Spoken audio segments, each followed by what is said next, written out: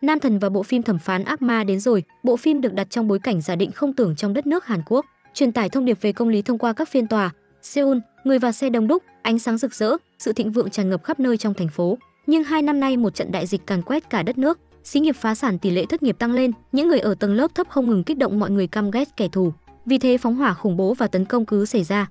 Đối diện với thảm kịch này, tổng thống yêu cầu tất cả mọi người tham gia cải cách, cùng nhau thay đổi hiện thực. Chủ trương của tổng thống là đất nước muốn vươn lên, điều đầu tiên chính là phải điều chỉnh trật tự pháp lý. Công cuộc cải cách tư pháp mà ông chủ trương đã bắt đầu. Lúc này Johan, pháp quan lạnh lùng vô tình nhất thế kỷ 21 đến hiện trường. Anh được bổ nhiệm làm thẩm phán của phiên tòa quốc dân và lên bục phát biểu theo sự sắp xếp của tổng thống. Các phóng viên đưa ra câu hỏi cho thẩm phán quốc dân, cho rằng điều này chỉ vì đang làm chương trình. Có phóng viên nói Johan xử ăn quả nặng, thiếu sự khoan dung dành cho các nhóm yếu thế trong xã hội. Đối diện với nhiều câu hỏi gay gắt từ phóng viên, Johan trả lời anh mới là quyền lực. Anh có trách nhiệm thực thi quyền tư pháp do toàn dân đã trao cho anh. Thứ ở trên con người không phải quyền lực là luật pháp. Sau khi phát biểu xong, Johan bước xuống bục. Mọi người vỗ tay không ngớt. Câu trả lời của anh khiến mọi người có mặt ở đây phải trầm trồ. Sun A, giám đốc thường trực của tổ chức trách nhiệm xã hội, mang cho anh một ly rượu, khen ngợi câu trả lời của anh rất hoàn hảo. Tổ chức trách nhiệm xã hội này tập hợp các chủ tịch tập đoàn bình thường sẽ tài trợ cho đất nước. Mặt khác, Kim Gaon đi tàu điện ngầm đến tòa án báo cáo. Đầu tiên là đến gặp chánh án, cũng chính là thầy giáo của anh.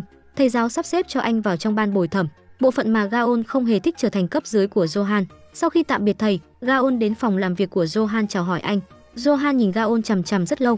Đợi Gaon đi, Johan lại lật xem vụ án cũ để trên bàn. Vì lừa đảo nên đã mất hết tài sản hai vợ chồng qua đời. Sau vụ án, thông tin của Gaon được lưu lại. Johan nói đúng là giống thật, xem ra giữa hai người có chút liên hệ nào đó. Sau khi chào hỏi cấp trên xong, Gaon đến văn phòng và được đồng nghiệp Jin Du chào đón nhiệt tình. Hai người nói chuyện vài câu rồi bắt đầu bắt tay làm việc.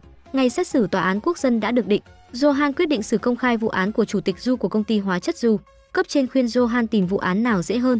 Tài lực và thế lực của chủ tịch Du rất lớn, chắc chắn sẽ mời luật sư tốt nhất trong nước.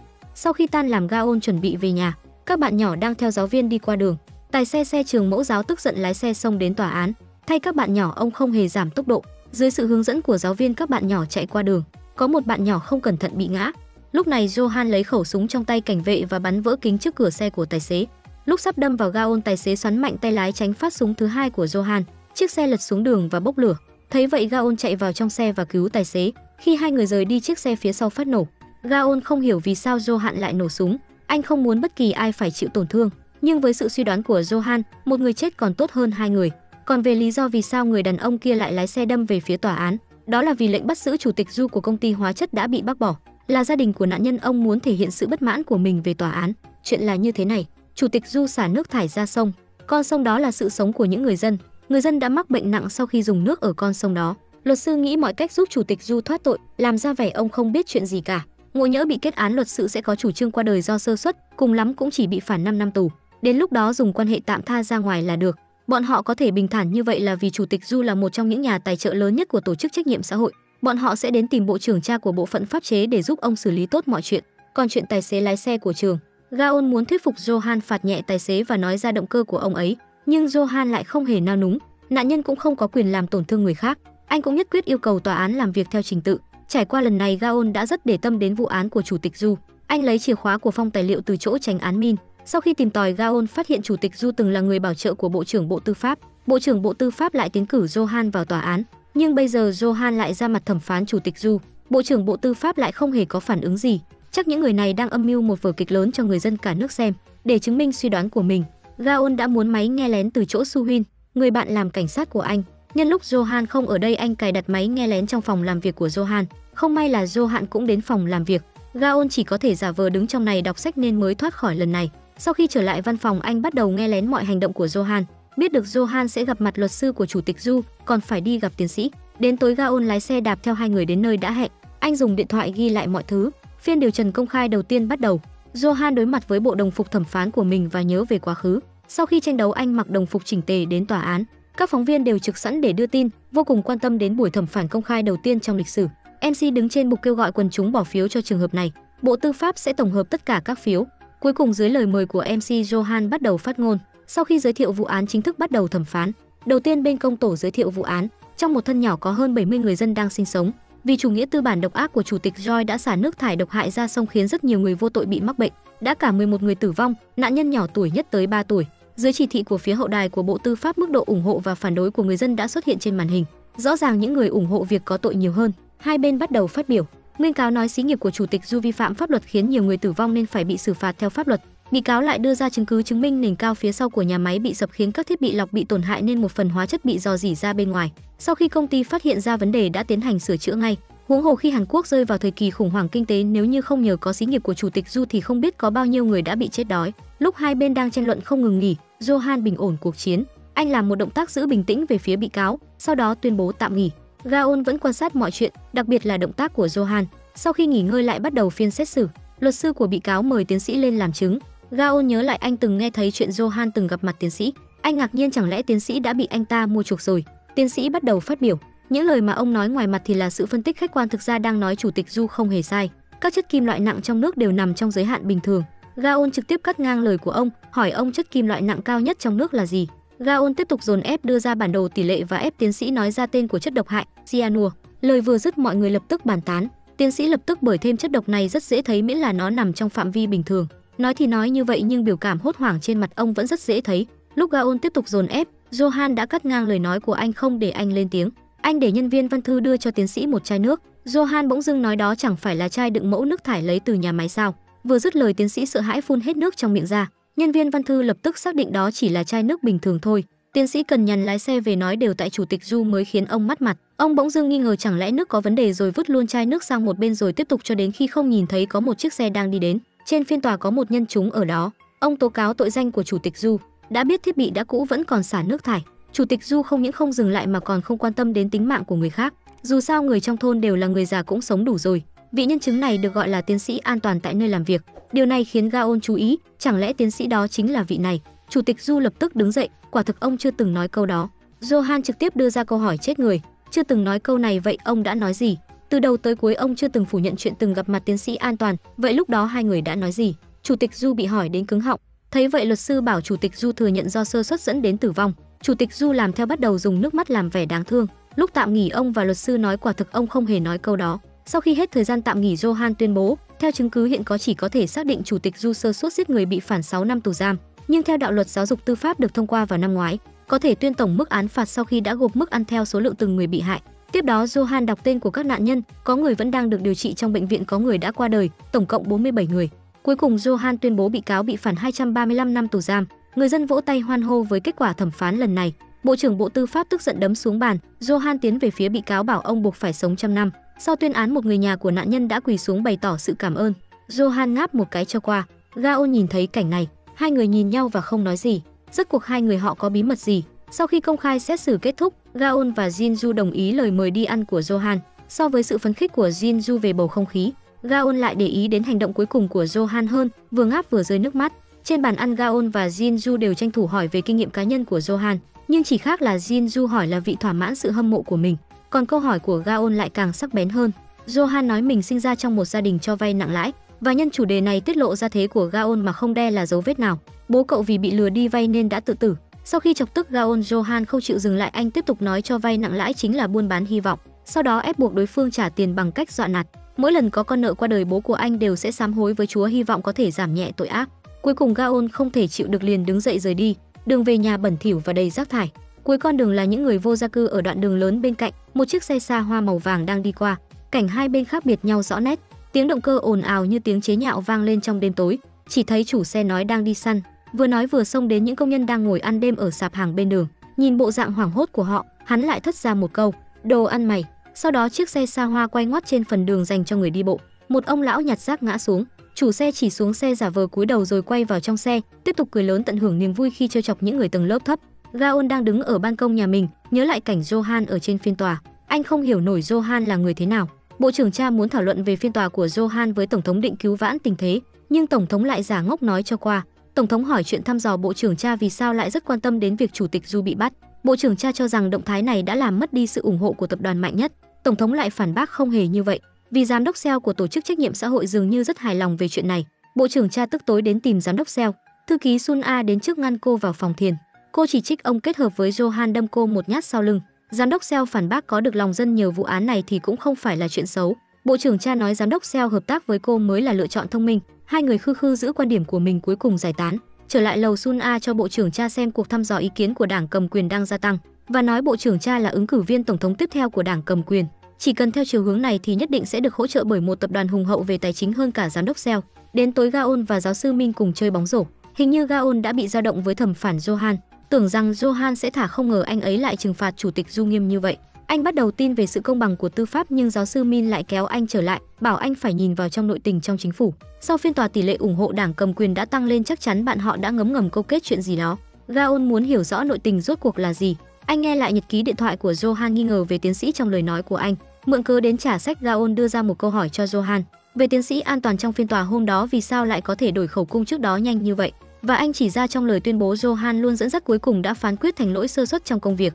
Johan nói đùa với Gaon, thẩm phán chỉ là trò chơi, là hai bên vì muốn đạt được mục đích nên sẽ dùng các thủ đoạn để giành chiến thắng, không liên quan đến công bằng. Người có tiền có thể tạo ra chứng cứ mua chuộc cơ quan điều tra, chuyện gì cũng có thể làm ra được, nhưng những người dân bình thường chỉ có thể tức giận khóc lóc không biết làm thế nào.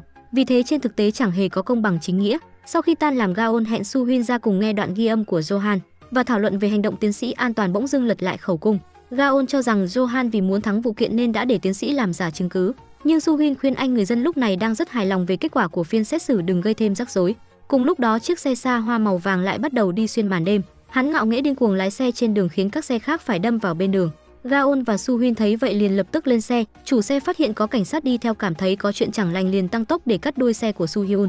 Nhưng hắn không đắc ý được bao lâu, một chiếc xe xa hoa khác cũng tăng tốc rồi dồn ép chiếc xe vàng. Người này chính là Johan. Sau cuộc đọ sức, sự điên cuồng của Johan thậm chí còn khiến chủ xe màu vàng phải sợ hãi.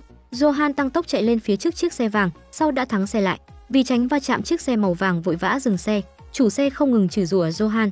Chỉ thấy Johan thong dong xuống xe, đeo găng tay rồi lấy một cái búa ra rồi tiến về phía chiếc xe màu vàng, bắt đầu giáng búa điên cuồng. Cuối cùng Johan giả vờ nghiêng người kiểm tra bên trong chiếc xe, nhân cơ hội lấy ra một túi thuốc trong găng tay, thuận lợi giá họa cho chủ xe, rồi đưa cho hắn một vé xe buýt. Sau đó anh lái xe đi mất. Su Hyun nhìn thấy mọi chuyện cuối cùng đã tin lời của Gaon. Cô giúp anh điều tra tin tức của tiến sĩ an toàn, nhưng tiến sĩ an toàn đóng cửa không chịu gặp. Cách đó không xa, người giám sát đã báo cáo chuyện này cho Johan. Ở trong phòng làm việc, Johan cầm thiết bị nghe lên Gaon đã lắp, cố ý nói những lời bản thân vô tội cho anh nghe. Tiếp đó Su Hyun lại đến điều tra tiến sĩ. Hôm đó tiến sĩ suýt chút thì bị đụng xe, may mà không sao. Tiến sĩ luôn cảm thấy lúc đó nước uống trong phiên tòa có vấn đề. Ông đã đi kiểm tra nhưng không phát hiện ra chuyện gì khả nghi. Cuộc điều tra của Su Hyun không có gì đột phá. Đến tối hai người lại ngồi ở ban công. Gaon nói với Su Hyun anh bị một nhóm công nhân trên đường vây rất chặt, cảm ơn về phiên xét xử. Nhưng Su Hyun lại nói cho dù là vậy, quy tắc chính là quy tắc, anh không thể trở thành thẩm phán như Johan được. Sau đó chia phần việc điều tra tiếp theo với Gaon. Từ khi chiếc xe màu vàng bị tổn thất, hắn chỉ có thể ở công ty gây khó dễ cho cấp dưới như một tên bạo chúa tâm thần, hoặc là sau khi tan làm hắn lại bắt nạt nhân viên phục vụ trong quán rượu. Đến khi chút giận thoải mái rồi lái xe rời đi, một chiếc xe màu đen chắn ngang đường của hắn. Chủ xe cáu gắt gõ cửa kính ô tô, người ngồi bên trong lại là Johan. Chủ xe chợt ngừng gây chiến, vừa ra vẻ kiêu căng, tưởng rằng bị theo dõi nên hắn hoang mang bỏ chạy, không ngờ rằng hắn chỉ là con mồi của Johan mà thôi. Hôm sau, Jinju xem một vụ án của phiên tòa tiếp theo là vụ án phạt tiền liên quan đến bạo hành. Vì vụ án này quá bình thường, Jinju thực sự không hiểu vì sao Johan lại nhất định phải nhận. Gaon thấy vậy cũng đến lật xem và phát hiện điểm chính kỳ lạ, đó chính là người liên quan có rất nhiều hồ sơ hòa giải cá nhân tội bạo hành. Lúc này Su Hyun gọi điện đến nói cô đang tìm kiếm thông tin liên quan đến Johan trên mạng, đến khi có một tài khoản tự nhận là người quen của anh ấy. Johan thực chất là một ác ma. Gaon suy nghĩ về câu nói đó. Jinju gọi anh đến phòng làm việc của Johan. Thì ra đạo diễn chương trình muốn mời ba người họ tham gia một bữa tiệc từ thiện. Gaon từ chối, Johan cũng không níu giữ. Anh đưa Jinju đến bữa tiệc. Hai người như người nổi tiếng đi trên thảm đỏ và nhận phỏng vấn, tiếp tục gây ấn tượng mạnh với người dân cả nước. Đến buổi tiệc, Johan vừa rời khỏi Jinju, Sun A liền bước đến và tỏ ra rất hiếu khách rồi giới thiệu cô với giám đốc Shell. Sun A đảo mắt nhìn bộ dạng giám đốc Shell thân thiết với Jinju, sắc mặt không hề hài lòng. Gaon không tham gia bữa tiệc mà đến địa chỉ của người trong cuộc mà Su Hyun cung cấp. Anh đến một nhà thời, cha xứ chính là người liên lạc với Su Hyun, nói với Gaon những chuyện hồi nhỏ của Johan. Johan là học sinh chuyển trường, tính cách trầm và hướng nội. Cho đến một ngày khi cả lớp đang học, một con chim bà cầu bỗng dưng bay vào trong lớp. Nhìn thấy cô học sinh cùng bàn sợ hãi, Johan cho con bồ câu đi gặp tổ tiên. Từ đó cậu trở thành quái vật trong trường, chẳng còn ai dám tiến lại gần cậu nữa. Chỉ có một vài bạn nam con nhà giàu thi thoảng bắt nạt cậu. Lúc đó các bạn học trong trường được chia làm thôn trên là con của gia đình giàu và thôn dưới là con của gia đình nghèo. Vì muốn giảm bớt sự khác biệt về đẳng cấp này, thầy giáo đã xếp các bạn ở thôn trên và thôn dưới ngồi cùng bàn. Nhưng dần dần đồ dùng học tập của bọn trẻ ở thôn trên bị mất. Theo bản năng chúng liền nghi ngờ bạn cùng bàn ở thôn dưới. Một lần một cậu bé ở thôn trên mất máy trò chơi và phát hiện nó ở trong cặp sách của bạn cùng bàn. Mâu thuẫn từ đó xảy ra. Bọn trẻ ở hai tầng lớp khác nhau bắt đầu đánh nhau. Chỉ có Johan lạnh lùng quan sát sự việc rồi nở nụ cười như ác ma. Trong bữa tiệc từ thiện, Johan lại gặp bộ trưởng cha, hai người trông có vẻ rất hòa hợp nhưng đằng sau thì đã sẵn sàng gây chiến. Điệu nhạc vang lên, Johan mời Jinju đang tiếp giám đốc Seo ra khiêu vũ. Sau đó Sun A đi đến đề nghị đổi bạn nhảy rồi cùng Yêu Hân nắm tay cùng nhau khiêu vũ. Sun A khiêu vũ cùng Johan cũng không quên nhắc đến lời của giám đốc Seo. Phiên xét xử của Johan rất đặc sắc nhưng những nhà tài trợ của tập đoàn ghét nhất sự thay đổi. Họ hy vọng muốn có kết quả mà họ muốn một cách trực tiếp, nhưng Johan nói mình rất vui trong sự thay đổi đó. Sau khi chia tay với Sun A, Johan đến chào hỏi bộ trưởng cha và gia đình của cô. Người con trai quay đầu lại, hắn chính là chủ nhân của chiếc xe màu vàng đó. Nhìn thấy Johan, người con trai đứng hình. Johan thì rất hào sảng, anh chủ động tiến đến bắt tay với đối phương giả vờ như lần đầu gặp mặt, nét mặt giãn ra và nở nụ cười ác ma. Sau khi nghe xong câu chuyện của Johan, Gaon không ngừng nghĩ đến hành động khiêu khích đến điềm tĩnh của anh. Anh liền đến phòng làm việc tìm máy nghe lén. Lúc này Johan bước ra từ trong bóng tối, còn đưa máy nghe lén cho Gaon. Còn chưa nói gì, Gaon bỗng dưng nghe thấy tiếng còi báo động phía sau bức tường. Anh lập tức bay đến chỗ Johan. Cùng lúc đó một vụ nổ cực lớn phát ra từ phía sau bức tường. Sau đó Johan dịu Gaon đang hôn mê thoát khỏi hiện trường. Johan đưa Gaon đang bị thương nặng về nhà điều trị, còn anh thì quay về tòa án ngay. Vụ án phát nổ này khiến người dân thảng thốt, dường như là một tiếng còi lệnh trả thù bên phía tư bản. Johan vừa xuất hiện, các phóng viên lập tức xông đến. Sau khi trả lời ngắn gọn các câu hỏi của phóng viên, anh xoa dịu dần chúng, nói mình sẽ không sợ bị đe dọa. Phiên xét xử tiếp theo sẽ tiến hành như đã định. Lần này anh chĩa mũi nhọn vào con trai lái xe sang của bộ trưởng cha. Lời tuyên bố này đã khiến các phóng viên hoan hô chúc mừng. Sau khi Johan rời đi, Su Huynh chạy đuổi theo phía sau và hỏi tình hình của Gaon. Johan không sốt sắng trả lời mà rất hứng thú suy đoán quan hệ của hai người. Cuối cùng Johan viện cớ Gaon cần một nơi ẩn náu an toàn rồi bảo Su Huynh rời đi. Lúc này Gaon tỉnh dậy vì nữ giúp việc trong nhà làm ồn. Đối phương nhìn thấy anh, mặc dù cảm thấy kỳ lạ nhưng cũng không nói nhiều. Sau đó Gaon xuống giường nhìn căn phòng lớn và cổ điển. Đây là một tòa lâu đài màu đen hẻo lánh. Cách bài trí và đồ đạc bên trong đã tiết lộ tài chính và nội tình bên trong của chủ nhân. Khi Gaon đang xem đồ nội thất cổ, vô tình đụng mặt Ellie ra ngồi trên xe lăn. Cô rất hung dữ với Gaon, nói thẳng không thích khuôn mặt anh. Hành động này khiến Gaon vô cùng tò mò. Bộ trưởng cha nhìn thấy buổi phỏng vấn của Johan trên TV, bà tức giận đi ngay về nhà. Chồng cô dường như vẫn còn coi nhẹ lời nói của Johan. Ông an ủi con trai rằng mẹ sẽ lo mọi thứ thay anh. Lúc này bộ trưởng cha trở về nhà, tức giận tát con trai xong, cô đảm bảo tuyệt đối không để Johan mở phiên tòa thuận lợi. Bộ trưởng cha vội vã đến văn phòng của tổng thống, nhưng không ngờ Johan đã sớm đến nói chuyện với tổng thống từ lâu. Thấy bộ trưởng cha, Johan liền rời đi. Trước khi đi còn không quên khiêu khích nói, là nhân viên chấp pháp tuyệt đối không được thiên vị mà nên tránh đụng mặt với người nhà của người bị hại. Đi đến hành lang, Johan lại gặp lại Sun A. Sun A ra vẻ quan tâm, nhưng thực tế trong lời nói ám chỉ Johan phải biết điều, phải hiểu được ý của đối phương. Nhưng Johan vẫn phản công lại bằng những lời nói mỉa mai, thể hiện mình không bị cô ấy uy hiếp. Sun A đến văn phòng của tổng thống, đại diện cho tập đoàn đến truyền đạt ý nguyện thay thẩm phán, nhưng tổng thống lại lấy lý do ý dân để bác bỏ. Còn về việc Johan bị tấn công, ý kiến của người dân đã vượt quá 1 triệu, hy vọng điều tra triệt để kẻ đứng sau vụ tấn công Johan và nghi ngờ con trai của bộ trưởng cha là chủ mưu. Vì thế đây không chỉ là vụ tố tụng thông thường mà là cuộc đối đầu tư bản. Chuyện đến nước này, bộ trưởng cha chỉ còn cách chấp nhận. Đến tối, Johan đích thân thay thuốc cho vết thương của Gaon. Trở về phòng khách, cô gái đang xem video của Jinju, người trên màn hình khóc lóc nhắc đến Johan và Gaon, hy vọng có được sự ủng hộ của người dân. Cô gái vô cùng quan tâm đến mối quan hệ cá nhân trong công việc của Johan nhưng lúc nào cũng tỏ vẻ lạnh lùng. Sau đó cô yêu cầu anh đuổi Gaon đi, nhưng Johan lại không để ý đến lời nói của cô. Thời gian Gaon bị thương và tĩnh dưỡng, Johan điều một thẩm phán khác đến tạm thời thay thế anh. Gaon sống trong tòa lâu đài to lớn và cổ quái, anh tò mò đi thăm dò một lượt. Anh phát hiện phòng của Johan bị khóa chặt. Người giúp việc cũng giám sát mọi hành động của anh, khiến anh bất giác cảm thấy giống như là chủ nhân đang bị nhốt trong tòa lâu đài vậy. Su Huynh ngày đêm điều tra camera giám sát hôm xảy ra vụ nổ nhưng không hề phát hiện người ngoài nào khả nghi. Nhờ có sự gợi ý của đồng nghiệp, Su Huynh bắt đầu chuyển sự tập trung vào nhân viên nội bộ. Sau khi kiểm tra một lượt, cô lập tức đến công ty phụ trách tụ sửa phòng làm việc đó. Cô vừa đi, người của Johan cũng đi theo phía sau. Đây là một công xưởng sơ sài nằm trong một con phố nhỏ. Vừa mở cửa chỉ nhìn thấy một công nhân đang làm việc.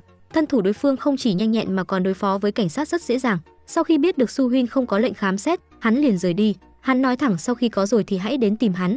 Đến tối, Johan chặn hắn lại, lấy ra bộ phận trong quả bom rồi tiến đến đánh nhau với hắn. Người công nhân không đấu lại được với Johan. Vào lúc ngăn cơn treo sợi tóc, hắn hét lớn là nhận sự chỉ thị của tập đoàn. Nhìn người đàn ông trước mặt suýt chút nữa lấy đi tính mạng của Gaon, ánh mắt Johan đầy sát khí. Johan về đến nhà liền chạy ngay đến phòng của Gaon. Anh trả lại điện thoại cho Gaon và nói chuyện về vụ án sắp lên tòa. Gaon có chút nghi ngờ về sự chính nghĩa của Johan. Anh muốn biết rốt cuộc Johan đang tính làm gì. Johan chỉ trả lời cho qua. Cuối cùng Su Huynh đã nhận được điện thoại của Gaon. Biết anh đang ở trong nhà Johan, Su Huynh giật cả mình. Cô khuyên Gaon nhanh chóng rời khỏi nhà Johan vì bản thân anh ta đã là một nhân vật nguy hiểm rồi. Nhưng Gaon lại muốn nhân cơ hội này điều tra thân thể và bối cảnh của Johan. Anh an ủi Su Huynh anh biết tự lượng sức mà hành động, không cần lo lắng. Màn hình trên tòa nhà lớn trong khung cảnh đường phố ảm đạm, một nơi trong mơ xa xôi trong lời nói của chủ tịch Seo, được phát trong quảng cáo của tập đoàn trách nhiệm xã hội. Ngược lại với điều này là nhóm người vô gia cư và những con phố hoang tàn. Mỗi đồng tiền trong hộp gây quỹ đều mang theo mong ước của những người khốn khổ. Các nhà tư bản đang ngồi ăn uống với nhau trên đỉnh kim tự tháp. Phía sau những lời dứt khoát vì hạnh phúc của mọi người lại chứa đầy lợi ích đan xen. Trong lúc nói chuyện, tổng thống chỉ ra việc các tài phiệt tư lợi, hòa khi ngoài mặt lập tức bị vạch trần. Các nhà tài phiệt cũng không khách khí phản pháo lại tâm trạng khao khát lấy lại ý dân của tổng thống. Mọi người đều cùng một ruột. Khung cảnh chợt rơi vào tình trạng đóng băng. Đến khi Sun A cố ý làm đổ rượu lên người tổng thống mới ngăn cản được trận cãi vã lần này. Tổng thống tức tối sau khi được phu nhân gợi ý đã đi massage tĩnh mạch, nhưng người phục vụ lại đổi thành Sun A. Cô thẳng thắn nói mình xuất thân từ tầng lớp phía dưới cùng từng làm công việc này. Cô chuyển lời của chủ tịch Seo đồng ý cho tổng thống lợi ích của một phần mảnh đất trong mơ. Tổng thống lập tức nở nụ cười vui vẻ. Sun A lấy cớ massage rồi dẫm lên đầu tổng thống, ánh mắt đầy ngọn lửa tức giận. Gaon bắt đầu điều tra tòa lâu đài. Anh theo dõi người giúp việc vô tình biết được quan hệ gia đình của Johan. Người giúp việc ám chỉ nhà này không thuộc về Johan mà thuộc về một thiếu gia thần bí khác. Theo lời nói của người giúp việc, Gaon nhờ Su Huyên điều tra quan hệ gia đình của Johan. Lần này trước khi ngủ, Gaon không uống thuốc đặt trên đầu giường, nhưng hôm sau tỉnh lại thuốc đã biến mất. Gaon dùng mình không biết ai đã đi vào phòng mình. Jinju và đồng nghiệp đang đối chiếu hồ sơ vụ án của con trai bộ trưởng cha. Câu chuyện là thế này: trong một quán nhỏ trên một con phố bình dân, con trai bộ trưởng cha và bạn gái đến ăn. Vì chiếc xe đỗ trước của nhân viên muốn hắn đưa xe đến chỗ khác, nhưng vì là chuyện nhỏ nhưng hắn lại tức giận rồi bắt đầu đánh đập tấn công trong quán. Đối tượng bị hại bao gồm người già, người yếu đuối, phụ nữ và trẻ em. Sau khi bộ trưởng cha hiểu được vụ án cũng bắt đầu ra tay. Cô chỉ thị cho trưởng tòa án ra tay với từng nạn nhân, ép họ hòa giải. Vì có sự nhúng tay của bộ trưởng cha, từng nạn nhân gửi thư hòa giải đến. Jinju cảm thấy bất lực. Vụ xét xử này có thể sẽ trở thành vụ án oan dưới áp lực của tư bản. Trong tất cả nạn nhân chỉ còn một đầu bếp có tiền án bạo lực. Trước ngày mở phiên tòa, trưởng tòa án cũng uy hiếp Johan tỷ lệ thắng rất mơ hồ nếu như chỉ dựa vào nhân chứng duy nhất và văn phòng công tố. Nhưng Johan lại rất khẳng khái. Cùng với sự mong đợi của mọi người, phiên tòa bắt đầu. Gaon cũng mở TV lên xem, chỉ thấy Johan đưa rất nhiều bức ảnh của Gaon lên, khoa trương bảo mọi người cầu nguyện cho anh, hy vọng anh sẽ sớm hồi phục. Sau đó bắt đầu thẩm án. Con trai bộ trưởng cha không ngần ngại mà bỏ ngoài tai lời nói của Johan, chỉ vì một đầu bếp cuối cùng cũng ra tòa nói đồng ý hóa giải, chỉ cần như thế sẽ hủy bỏ phiên tòa lần này. Johan hỏi lý do đầu bếp thay đổi quyết định. Thực tế bộ trưởng cha đã kết hợp với tài phiệt uy hiếp bà nội của chủ tiệm chuyển nhà để đầu bếp từ bỏ chuyện tố tụng, nhưng đầu bếp không hề nói rõ ràng, chỉ một lòng muốn kết thúc nhanh chóng. Thấy đã thoát khỏi nguy hiểm, con trai bộ trưởng cha cố đứng dậy thành khẩn xin lỗi đầu bếp. Gaon nhớ cái cúi đầu này, thay vì nói xin lỗi chi bằng nói là một kiểu khiêu khích khác. Lúc mọi người đều rơi vào tuyệt vọng, Johan đứng dậy đưa ra một vấn đề mới, đó chính là nếu như một người lặp lại một tội tương tự, điều này có nghĩa là gì? Câu nói này khiến luật sư biện hộ trở tay không kịp. Anh nói rõ điều này có nghĩa đối phương là kẻ tái phạm, nhưng lập tức đã rơi vào bẫy của Johan. Anh bảo nhà đài nhằm thẳng khuôn mặt của hắn để người dân phán đoán người này có phải hay gây chuyện hay không. Quả nhiên không lâu sau, tòa án đã nhận được phản hồi. Một cô gái kết nối với Johan đầu tiên nói đến chuyện mình bị đánh. Tiếp đó một nhân viên khác cũng gửi video đến tố hắn lần nào cũng ra tay đánh đập họ. Lời cáo buộc của người dân nhiều như tuyết rơi. Rất nhiều người dân từng bị con trai bộ trưởng cha ức hiếp lần lượt lấy điện thoại liên lạc với tòa án tố cáo tội trạng của hắn. Trên màn hình đều là những người bị con trai bộ trưởng cha bạo hành nhưng chưa hề lên tiếng. Cảnh tượng này khiến mọi người tại đó phải kinh ngạc. Khi một lực lượng nhỏ kết hợp lại, cho dù là nhẹ như hoa tuyết cũng có thể biến thành một trận bão tuyết. Lúc này trận bão tuyết đã rơi trúng con trai bộ trưởng cha. Vào lúc sự tức giận của dân chúng đạt đến đỉnh điểm, cuối cùng Johan đã gán tội danh vào con trai bộ trưởng cha. Dân chúng bỏ phiếu, số lượng tán thành trừng phạt không ngừng tăng cao. Johan nhìn luật sư biện hộ chỉ thị bọn họ nhanh chóng kết thúc vụ án, nếu không sự oán giận của dân chúng sẽ lan sang văn phòng công tổ. Dưới sự khống chế của Johan, phiên tòa đã kết thúc hoàn hảo. Cuối cùng anh nhìn vào ống kính thể hiện tư thế của người chiến thắng, nói tiền không thể thắng được chính nghĩa. Gaon đã thấy được hết cục diện xoay chuyển, lần này càng tò mò về Johan hơn. Anh lập tức cầm con dao cưỡng chế mở căn phòng đã khóa chặt của Johan. Bên trong là căn nhà dưới hầm chất đầy sách. Gaon tiện tay nhặt một trong số đó, phát hiện một bức ảnh trong đó. Người trong bức ảnh giống y hệt anh, bên cạnh là một cô gái. Gaon lấy bức ảnh hỏi người giúp việc người này là ai. Người giúp việc trả lời là thiếu gia, là anh trai của Johan, người thừa kế vốn dĩ của cái nhà này, còn Johan chỉ là đứa trẻ bị bỏ rơi. Người giúp việc không muốn nói nhiều nhưng vì Gaon hỏi dồn dập, bà nói Gaon trông rất giống thiếu gia, đặc biệt là đôi mắt. Chủ tịch Kang vốn định để Johan tự sinh tự diệt từ khi còn sơ sinh, nhưng thiếu gia hồi đó khóc lóc cầu xin bố giữ cậu ấy lại rồi sắp xếp ở dưới hầm. Johan trưởng thành trong bóng tối, chỉ có thiếu gia là người duy nhất quan tâm anh. Trong lòng chủ tịch Kang cũng hiểu rõ Johan u ám và hung ác quá giống với mình. Cậu như vậy sẽ nuốt chửng người con trai mà ông yêu thương nhất. Vì thế ông thường đánh đập Johan, nhưng đều là thiếu gia kịp thời xuất hiện mới khiến anh không phải chịu đánh đòn. Khi Gaon hỏi người giúp việc có chứng cứ thừa kế phi pháp của Johan, người giúp việc nói không có chứng cứ, nhưng từ nhỏ Johan đã là ác ma, có thể làm ra chuyện làm tổn thương người khác. Một tháng sau khi chủ tịch Kang qua đời, thiếu gia đã chết trong biển lửa ở nhà thờ, còn Johan tự nhiên trở thành người thừa kế. Mặt khác, Johan lái xe đến một khu dân tị nạn, tìm một người đàn ông nhếch nhác. Người này chính là nhân viên cứu hỏa trong vụ hỏa hoạn năm đó. Vừa nhìn thấy Johan liền lập tức hoảng hốt chạy ra khỏi chỗ ở. Cuối cùng vì sự dồn ép của Johan đã rơi xuống dưới. Johan thấy vậy mà không hề muốn cứu người. Anh đến bên cạnh người đàn ông, tháo chiếc đồng hồ rồi rời đi. Phiên tòa xét xử con trai của bộ trưởng cha được chuyển thành phiên tòa xét xử người phạm tội nhiều lần. Vì vậy tiếp theo sẽ còn rất nhiều buổi xét xử đợi hắn, vì buổi xét xử trước hắn vô cùng sợ hãi sẽ bị phán tù trăm năm. Bộ trưởng cha cũng vì chuyện của con trai đã chủ động hẹn Johan gặp mặt, chuyện đến nước này bộ trưởng cha vẫn không chịu tin những gì Johan làm là vì chính nghĩa. Cô không ngừng đưa ra các điều kiện hấp dẫn để trao đổi. Nghe thấy vậy Johan nhắc đến một vụ án oan mười mấy năm trước. Năm đó vì muốn lên chức bộ trưởng cha đã định tội một chính trị gia vô tội khiến người đó để lại đứa con trai duy nhất còn nhỏ của mình và tự tử. Johan lấy vụ án này làm điều kiện yêu cầu bộ trưởng cha nói ra sự thật với giới truyền thông thì anh sẽ tha cho con trai cô. Sau khi bộ trưởng cha rời đi, một chàng trai hai mắt đỏ hoe đi đến bên cạnh Johan thầm nói cảm ơn, anh chính là đứa con trai độc nhất bộ chính trị gia bị hàm oan mà chết kia. Gaon mở cửa một căn phòng đã bị bụi bao phủ, nhìn thấy bức ảnh chụp gia đình của thiếu gia ở trên bàn. Lúc anh đang định cầm lên xem, cô gái ngồi xe lăn bỗng dưng như phát điên và bảo anh cút ra ngoài. Sau đó cô bật khóc nhìn bức ảnh gia đình từng hạnh phúc của mình. Gaon phát hiện gia đình này mặc dù đầy đủ nhưng mỗi một thành viên đều xa cách và lạnh nhạt đến kỳ lạ, thậm chí còn oán hận lẫn nhau. Cuộc sống thường ngày ai nấy đều ăn những món lạnh lẽo của mình.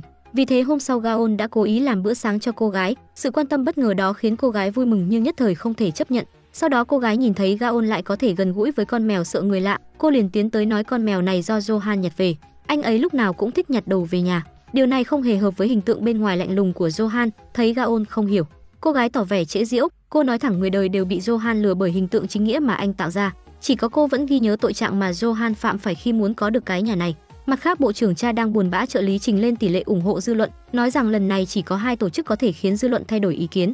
Ngoài Johan thì cũng chỉ có tập đoàn trách nhiệm xã hội. Mặc dù hai bên là cứng đầu nhưng so với Johan đầy ẩn số thì tập đoàn có hy vọng hơn nhiều. Rất nhanh Sun A nhận được điện thoại của bộ trưởng cha. Sau khi cô phối hợp thể hiện bộ mặt thông cảm cho người mẹ một lòng muốn cứu con, cô lấy một lá thư mời và gửi cho Johan. Đến tối Gaon nhờ Su Huyên điều tra về vụ hỏa hoạn ở nhà thờ 10 năm trước. Lúc này Johan bỗng dưng bước vào phòng, hỏi anh rốt cuộc muốn ở nhà anh bao lâu. Gaon giải vờ cơ thể chưa hồi phục rồi nằm trên giường. Johan hỏi thẳng anh muốn điều tra chuyện gì. Trong phòng thay đồ, Johan tự tay chọn bộ vest và phụ kiện cho Gaon. Sau khi thay đồ xong thì nơi đến của hai người là trụ sở của tập đoàn trách nhiệm xã hội. Vì lần cầu nguyện trước ở phiên tòa nên Gaon đã trở nên nổi tiếng. Anh vừa xuất hiện các phu nhân đã vây quanh chụp ảnh. Đến khi Johan đưa anh đi đến một căn phòng yên tĩnh, hai tài phiệt nhìn thấy Gaon thì luôn dành cho anh những lời khen có cánh. Gaon không thích sự xã giao giả tạo này nên anh vô cùng thận trọng. Sun A là MC của buổi tiệc này. Sau khi giới thiệu từng người gây quỹ, chủ tịch Seo lên bục phát biểu. Ông vừa mở lời là lấy chữ của người xưa để bàn về hiện tại, trích dẫn lòng nhân từ và đạo đức trong sách cổ. Những lời này đã khiến các vị khách cấp cao bao gồm Johan cười ầm ĩ. Gaon không thể hiểu nên chỉ có thể yên lặng đứng một bên. Đến khi chủ tịch Seo nhập tiệc, nữ phục vụ tiến đến rót rượu cho ông sợ hãi đến mức hai tay run run. Thì ra bên dưới bàn tay ông đang sờ vào đùi cô, chẳng ai dám ra mặt ngăn cản. Chỉ có Sun A viện cớ gọi chủ tịch Seo đi mới kết thúc việc quấy rối này. Chỉ thấy Sun A đưa chủ tịch Seo đến một nơi không người rồi đấm một phát vào mặt ông. Chủ tịch Seo cũng không ngừng cúi đầu hối hận về lỗi mà mình đã mắc phải. Quan hệ của hai người mới lộ ra. Thì ra Sun A mới chính là lão đại đứng phía sau. Sự tức giận của Sun A đều xuất phát từ sự đồng cảm với nữ phục vụ bị quấy rối. Cô khinh miệt vỗ vào mặt chủ tịch Seo, tuyên bố giam cầm ông 1 tháng coi như trừng phạt. Chủ tịch Seo chỉ có thể gật đầu hạ mình. Trên bàn ăn, các tài phiệt và tổng thống dường như có chung một suy nghĩ, vô tình nhắc đến vụ án của con trai bộ trưởng cha, nói ra những lời kích động dân chúng và mất đoàn kết xã hội vào lúc thích hợp. Gaon nhận ra đây là Hồng Môn Yến, anh lập tức đề cao cảnh giác và phản bác. Chỉ thấy Johan tức giận kéo anh ra khỏi bàn ăn, rồi viện cớ hỏi mọi người chẳng lẽ không là bộ trưởng cha thì không được hay sao? Chỉ một câu đơn giản mà đã đánh một đòn chính xác. Johan biết rõ mục đích của bọn họ chỉ là suy nghĩ của anh đã sớm thoát khỏi cục diện này rồi. Anh đưa mọi người đến một mệnh đề cao hơn, chuyển vấn đề trở lại cho các nhà tài phiệt và chính trị gia. Dã tâm của Johan khiến những tên dã thú tư bản ngửi thấy được sự cám dỗ cực lớn một lần nữa. Bọn họ lập tức nâng ly và bắt đầu vui sướng. Lợi ích to lớn khiến bọn họ quên luôn bộ trưởng cha mà bọn họ vẫn còn bảo vệ ban nãy. Gaon lạnh lùng nhìn cảnh hoang đường này, anh khó chịu đi vào nhà vệ sinh. Sau khi bình tĩnh lại, Sun A đã đứng trước cửa đợi anh. Cô đã trở lại hình tượng thư ký nhỏ từ trước tới giờ, lợi dụng hình ảnh tương phản của Johan để gài bẫy Gaon. Cô chủ động nhắc đến vụ hỏa hoạn ở nhà thờ năm đó, nói trước khi chết thiếu gia đang ở nhà thờ tổ chức lễ quyên góp tài sản, sau đó xảy ra hỏa hoạn. Việc đầu tiên mà Johan làm chính là hủy bỏ việc quyên góp của thiếu gia. Sun A chỉ nói vài câu đã thể hiện ra được hình tượng Johan giết hại anh trai vì gia tài. Sau khi nghe xong quả nhiên Gaon có chút dao động. Hôm sau bộ trưởng cha không nghe thấy tin tốt lập tức hiểu ra bữa tiệc tối qua chẳng có kết quả nào. Sự oán hận của dân chúng cũng dần dần chuyển lên người cô, nhưng sự kiêu ngạo của bộ trưởng cha lại không hề thay đổi chút nào. Dưới cục diện vây kín bốn phía, cuối cùng chồng của bộ trưởng cha đã cảm nhận được mùi vị bất lực. Anh khóc lóc cầu xin bộ trưởng cha cho dù phải từ bỏ danh lợi địa vị thì cũng phải bảo vệ con trai. Lời nói này khiến bộ trưởng cha hiểu ra. Hôm sau cô mở cuộc họp báo xin lỗi người dân vì chuyện của con trai mình. Nhưng sau đó cô không những cầu xin sự tha thứ cho con trai mình mà cương trực công chính phối hợp với thẩm phán, đồng ý để con trai phải chịu trừng phạt xứng đáng. Nước cờ này đều khiến con trai cô và Johan sửng sốt. Con trai cô không thể chấp nhận được nên đã phát bệnh. Sau buổi họp báo, bộ trưởng cha một mình an ủi chính mình, khó khăn lắm cô mới leo lên được vị trí ngày hôm nay thì lên trả giá chút gì đó. Không lâu sau phiên tòa xét xử lần thứ 2 của con trai bộ trưởng cha bắt đầu, luật sư biện hộ lần này đã chuyển trọng tâm đến môi trường sống của bị cáo. Nói từ nhỏ hắn năng thiếu đi tình thân và bị ảnh hưởng bởi hành vi trộm cắp của người giúp việc trong nhà. Mục đích là lấy sự đồng tình của người dân để làm giảm tội trạng. Mặt khác, nhân lúc Johan đang trên tòa, Gaon và Su Huynh đến tìm vị cảnh sát của vụ hỏa hoạn năm đó đã nghỉ hưu. Hai người mượn cớ tuyên truyền không ngừng dò hỏi chi tiết của vụ hỏa hoạn năm đó. Nhưng theo lời của người trong cuộc, Johan không hề có điểm gì khả nghi. Nhắc đến Johan, cảnh sát lập tức mở TV xem buổi xét xử hôm nay. Trên TV, luật sư và bố của bị cáo kẻ tung người hứng, nói con trai vì thiếu đi tình cảm từ nhỏ, chưa từng được bố mẹ giáo dục nên mới phạm lỗi. Sau đó đưa ra cách giải quyết càng tự cao nhưng lại chân thực. Chi bằng dùng tiền để bù đắp thay vì ngồi tù. Sau khi tuyên bố, Johan đồng ý cách nói của luật sư biện hộ, nói mình cũng từng nghĩ đến một cách trừng phạt hợp lý nhất, đó chính là đánh đòn.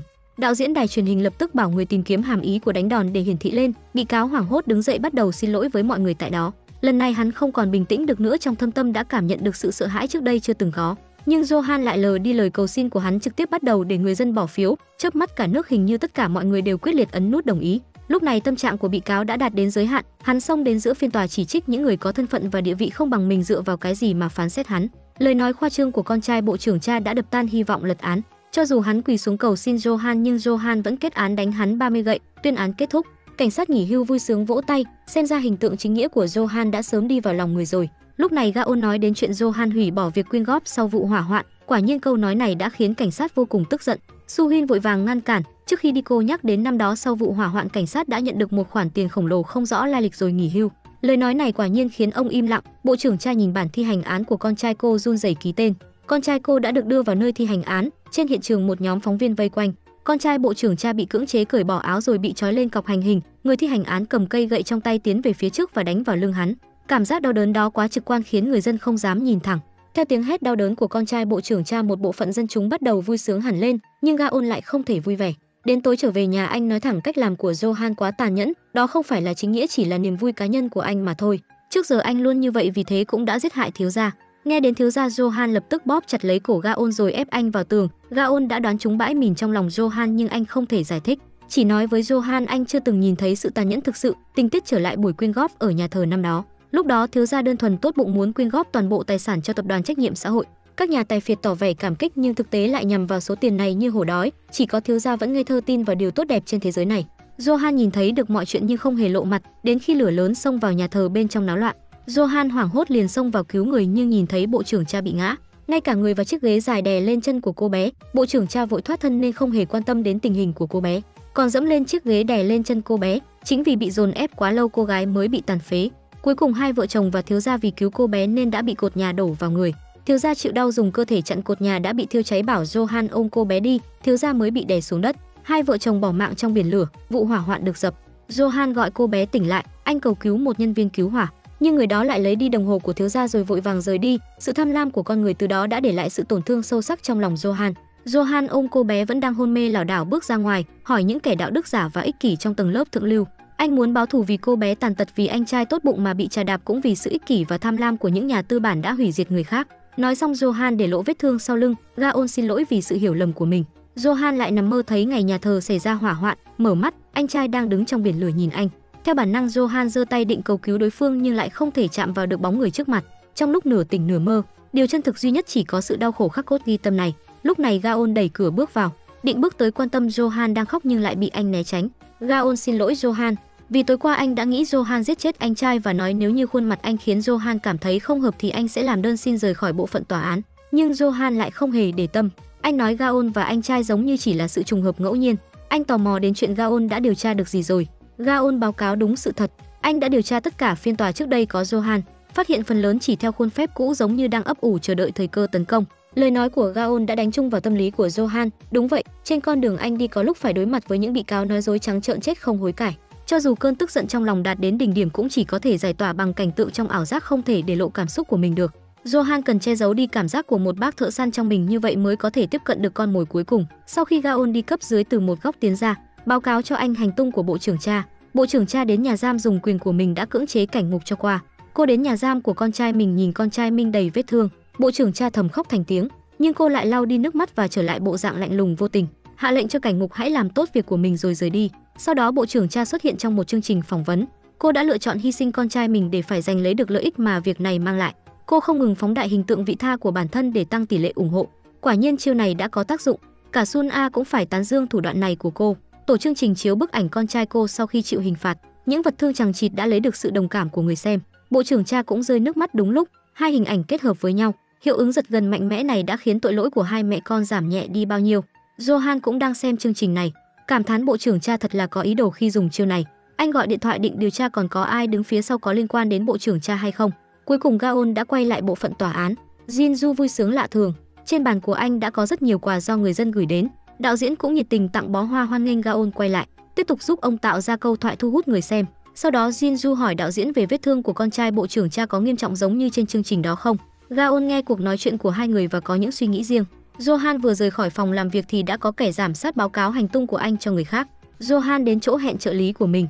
Đối phương nói không tra ra được người đứng sau bộ trưởng cha, nhưng Johan chắc chắn bộ trưởng cha có người hợp tác. Vết thương của con trai cô trong chương trình đó cố tình ngụy tạo ra chỉ muốn ra chiêu đồng cảm, không phải phong cách của bộ trưởng cha, chắc chắn có người dạy cô ấy làm như vậy.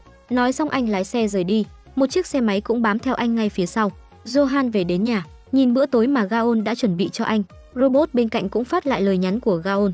Anh nhắc nhở Johan ăn ngủ đúng giờ mới không nhanh già. Nhìn bữa tối trên bàn, mặc dù phàn nàn Gaon lo chuyện bao đồng nhưng Johan vẫn không thể che giấu được sự vui sướng trên khuôn mặt. Sau đó Johan ăn hết bữa tối. Suhin và Gaon lại đến tìm cảnh sát nghỉ hưu có liên quan đến vụ hỏa hoạn nhà thờ để hỏi về nguồn gốc số tiền lớn đó. Gaon cắt ngang Suhin trực tiếp hỏi tập đoàn trách nhiệm xã hội đã cho ông bao nhiêu tiền. Cảnh sát vừa nghe đến tập đoàn lập tức co giò bỏ chạy. Gaon và Suhin đuổi theo phía sau. Ba người chạy vào trong con hẻm đổ nát nhưng vẫn để cảnh sát chạy mất. Sau đó Gaon nói với Suhin sự thật về vụ hỏa hoạn liên quan đến hai anh em Johan, nhưng Suhin vẫn thận trọng giữ thái độ nghi hoặc. Liên quan đến việc hủy việc quyên góp tài sản, Johan vẫn là bị nghi ngờ có ý đã chiếm đoạt tài sản, nhưng Gaon đã bắt đầu thông cảm cho Johan, nói nếu là mình thì việc đầu tiên anh cũng sẽ hủy bỏ việc quyên góp cho tập đoàn. Suhin sợ Gaon sẽ bị tổn thương nếu như tiếp tục tiếp xúc với Johan nên cô mong anh giữ khoảng cách. Cô sẽ phụ trách chuyện tiếp theo. Gaon nhìn bộ dạng quan tâm của cô, bất giác nhớ lại lúc hai người còn đi học. Suhin lúc nào cũng sợ Gaon bị thương, còn vì anh mà khóc. Suhin cũng cảm thấy cán cân trong lòng Gaon đã nghiêng về phía Johan rồi. Cô nhắc nhở anh đừng để bị mê hoặc. Quá khứ bi thảm không thể làm giảm đi những tội ác gây ra ở hiện tại. Gaon cười bảo Suhin đúng là một cảnh sát tốt. Anh không biết rằng Suhin vì anh nên mới thi vào trường cảnh sát, chính là vì muốn bảo vệ Gaon. Johan đệ trình một vụ án xét xử mới lên viện trưởng viện tòa án tối cao, nhưng đã bị từ chối lập tức. Viện trưởng viện tòa án tối cao cố làm ra vẻ dạy bảo Yuhan làm bất kỳ chuyện gì cũng không thể độc đoán như vậy. Các vụ án xét xử sau này tốt nhất nên được viện kiểm sát sàng lọc. Nếu như không đồng ý, ông có thể thay thế Johan bất cứ lúc nào. Phiên tòa công khai lại bắt đầu, trọng tiếng vỗ tay như sấm. Johan cùng Gaon và Jinju đi vào. Vì sự trở lại của Gaon, đạo diễn một lần nữa chiếu hình ảnh anh với mục đích chào mừng. Gaon không biết mình đã nổi tiếng trong lòng người dân rồi. Bị cáo hôm nay là một ngôi sao điện ảnh của Hàn Quốc lợi dụng quyền lực và địa vị của mình, gây ra hành vi khiếm nhã và bạo lực tình dục với hậu bối và nhân viên của mình trong thời gian dài. Đối diện với sự truy vấn của công tố viên, ngôi sao điện ảnh vẫn cúi đầu nhận tội với một sự hợp tác cao độ. Điều này khiến Johan cảm thấy vô cùng kỳ lạ. Thực ra trước đó thái độ của hắn hoàn toàn khác xạ một trời một vực. Trong phòng giam hắn còn trơ trẽn đổ hết mọi tội danh cho những người vô danh kia, muốn bám lấy hắn nên mới chủ động nịnh hót. Nhưng bên công tố chỉ âm thầm lấy ra một ổ cứng nói một vài video có liên quan đến hắn ở bên trong đã được khôi phục toàn bộ. Nghe được câu nói này, ngôi sao điện ảnh cuối cùng đã hoảng hốt đồng ý nghe theo căn dặn của bên công tố thừa nhận tội danh.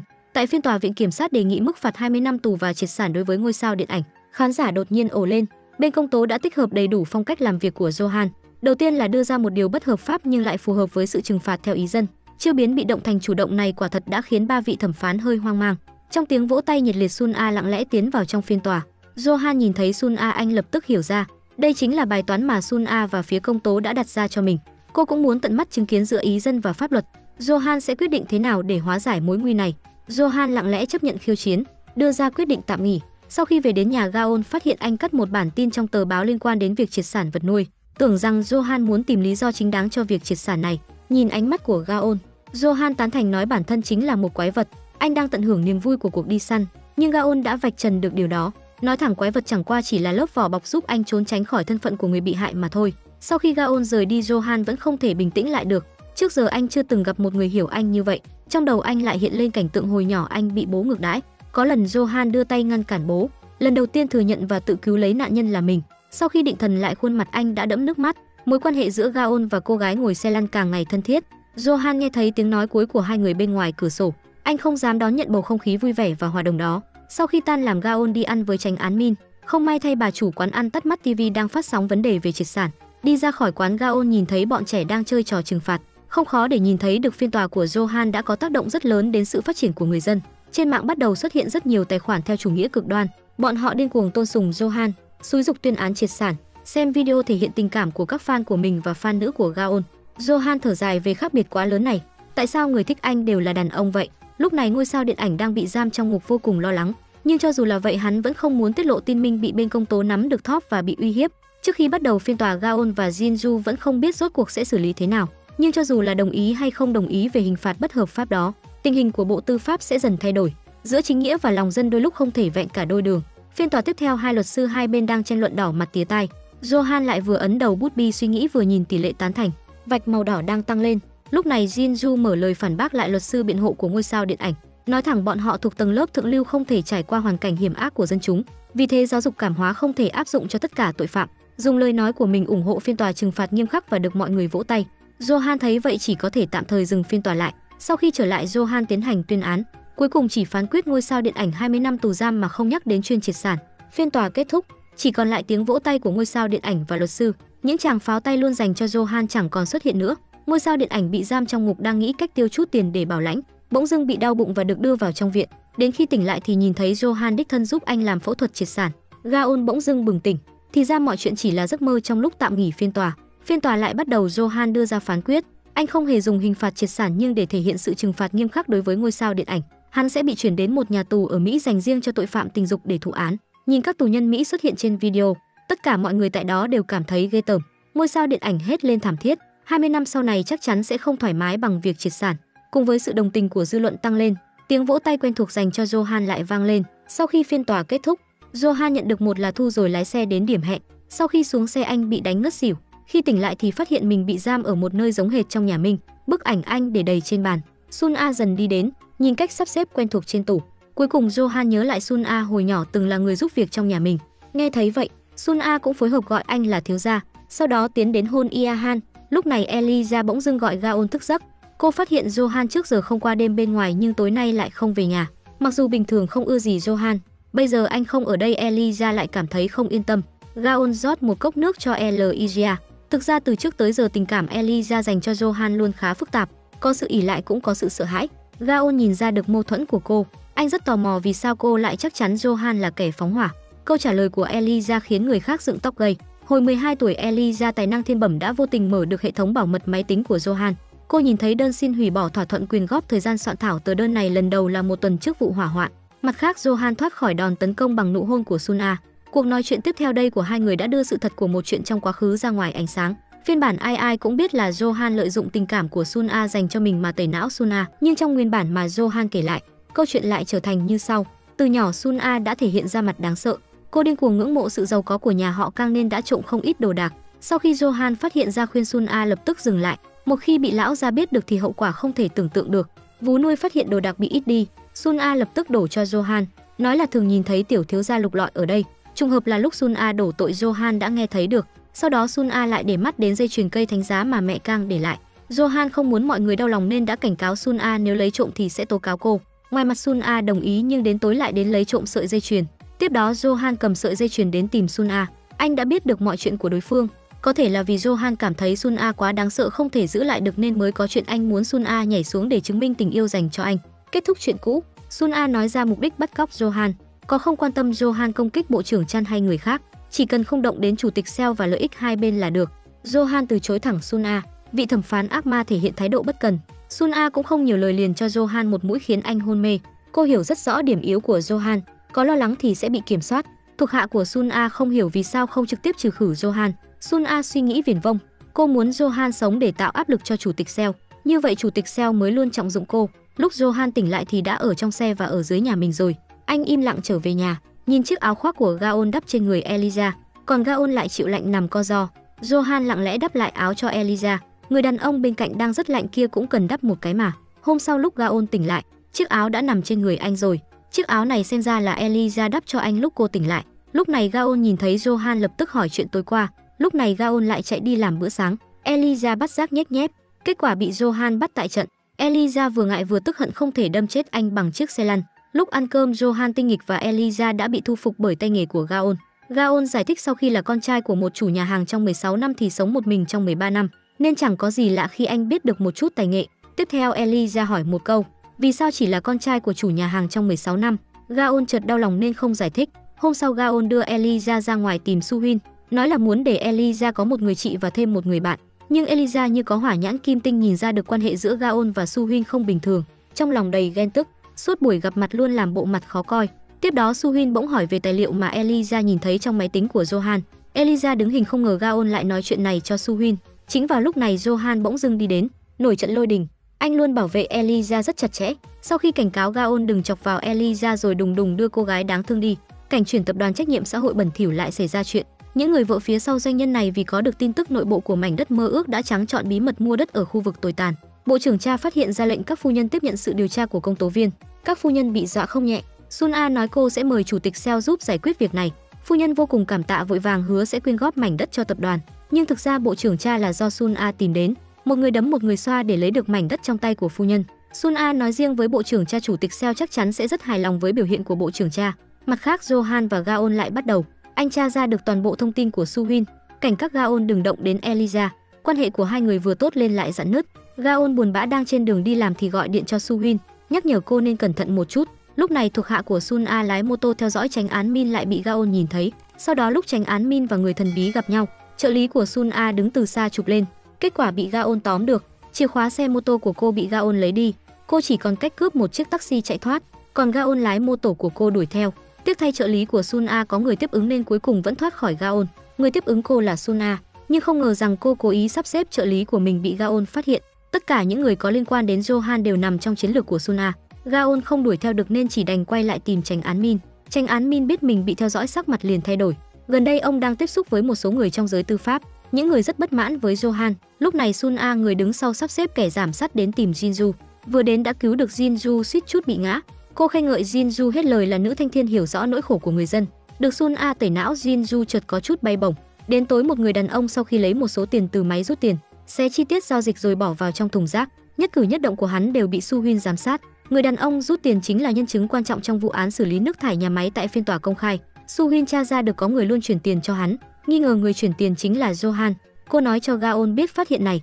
Hôm sau cô đến tìm tổ trưởng xin điều tra thẻ ngân hàng của Johan, xem tổ trưởng nào dám đắc tội sao chổi Johan này nên đã dứt khoát từ chối. Suhin cảm thấy phản ứng của tổ trưởng rất kỳ lạ nên lại gọi cho Gaon giải tỏa. Hai người cùng phân tích đều cảm thấy tổ trưởng có vấn đề. Hai người đoán không sai. Tổ trưởng nói cho Ka biết chuyện Suhin muốn xin điều tra Johan. Đến tối Suhin gọi cho Gaon. Cô vừa đến nhà nhân chứng đó thì phát hiện một đống hỗn độn, nhân chúng cũng không biết đi đâu. Suhin đang nói thì bị tấn công từ phía sau. Gaon vội vàng đến bệnh viện. May mà Suhin không sao. Suhin sợ Gaon mắng cô quá mạo hiểm, liền chuyển chủ đề nói mình vừa lấy được sổ tiết kiệm thì bị người khác cướp đi. Chính vào lúc này, trong bản tin bộ trưởng Cha đã tiết lộ một tin, nội dung là có người bảo Johan đưa tiền cho nhân chứng để ngụy tạo chứng cứ. Hiện tại nhân chứng đã không thể liên lạc được. Bộ trưởng Cha sẽ điều tra rõ chuyện này. Xem xong tin tức, Gaon dần tin Johan có liên quan đến nhân chứng này. Thế là anh tức giận đến tim Johan mắng anh động đến Suhin. Dựa vào tính cách không chịu thiệt của Johan suýt chút thì đã giết hại Gaon. Cuối cùng đã kìm chế được. Anh lạnh lùng buông một câu: tôi không động vào bạn của anh, đừng có đến tấn công tôi, nhớ kỹ không có lần sau. Theo như nội dung cuộc nói chuyện có thể thấy là bọn họ đã tố giác Johan. Một loạt đòn tấn công Johan liên tục xuất hiện. Vì dư luận phản đối càng ngày càng mãnh liệt, viện trưởng viện tòa án tối cao bắt đầu nhân cơ hội ép Johan từ chức. Thấy cục diện càng ngày càng bất lợi, Johan liền đánh liều một phen, lấy thân phận là bị cáo lên phiên tòa xét xử công khai. Anh vừa lên đã khiến người khác bàng hoàng, thừa nhận mình đã hối lộ nhân chứng.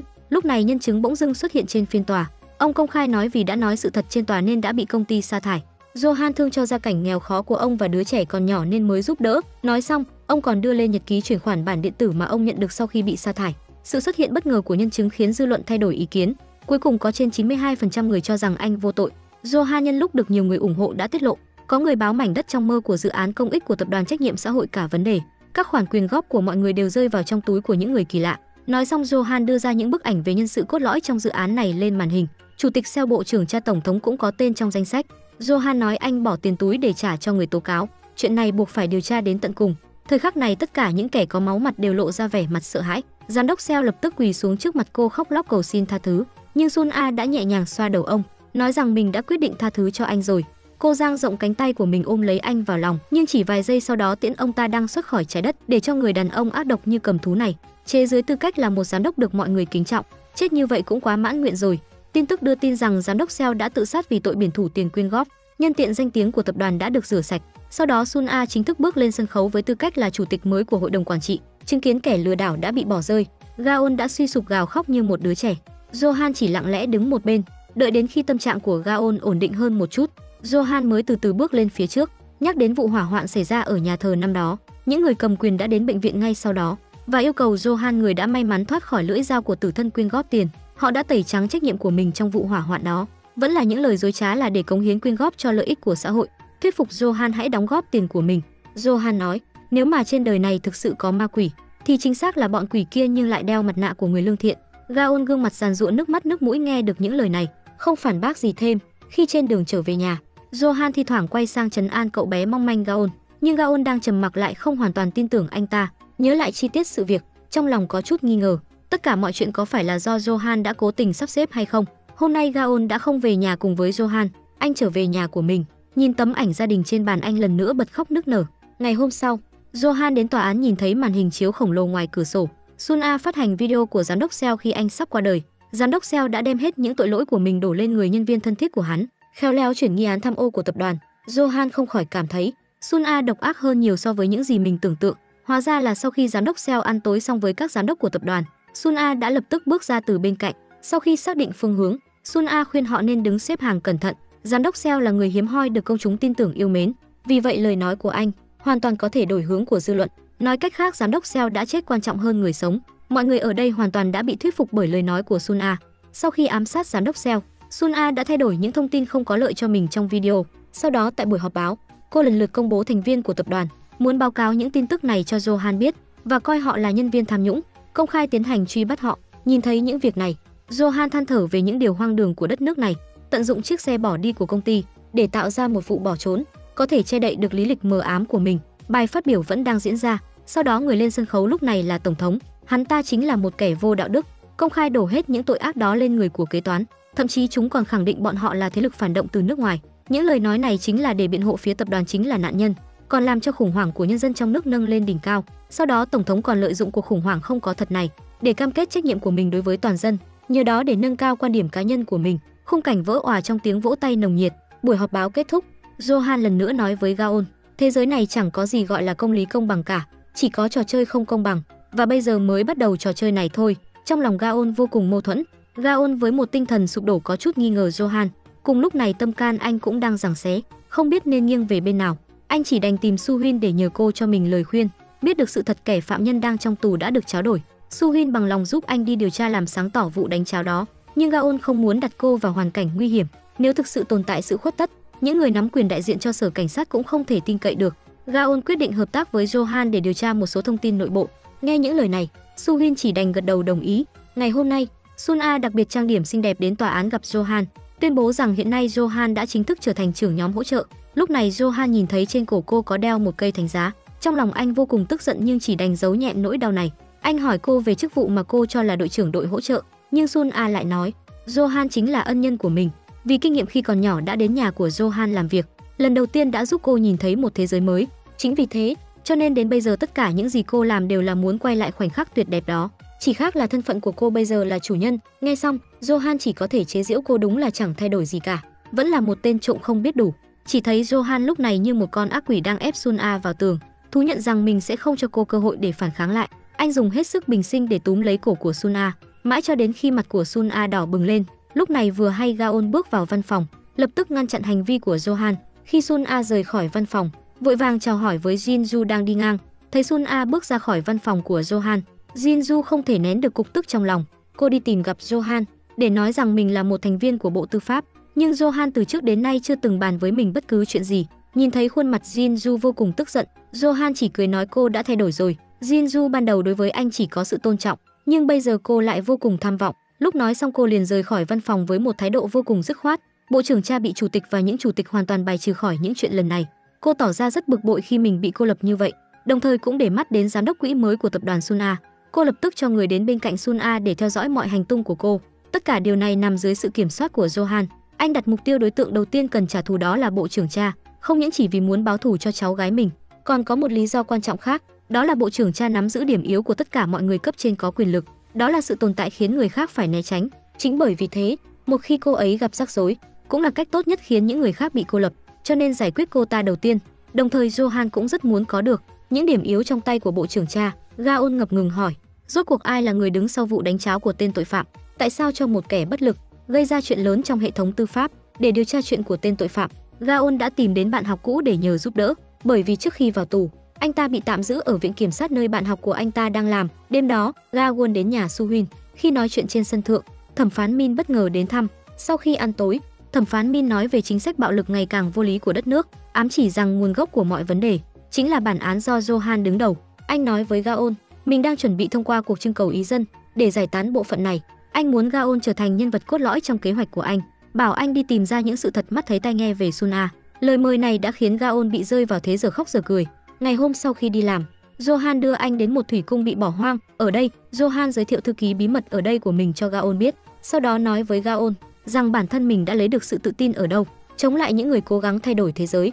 Chính vì khắp mọi miền đất nước đều có những cấp dưới như thế này đã âm thầm giúp đỡ mình. Vừa nói dứt lời, vừa hay có hai người bước từ cửa vào. Gaon nhớ lại, một trong những người đàn ông trong phiên tòa công khai đầu tiên, luật sư bào chữa cho bị cáo, mà ngoài ra còn có một cô gái khác trong vụ án của con trai giám đốc cha, chính là công dân đầu tiên liên hệ với tòa án. Johan thừa nhận anh muốn đánh bại họ, chính là muốn sớm sắp xếp xong việc này.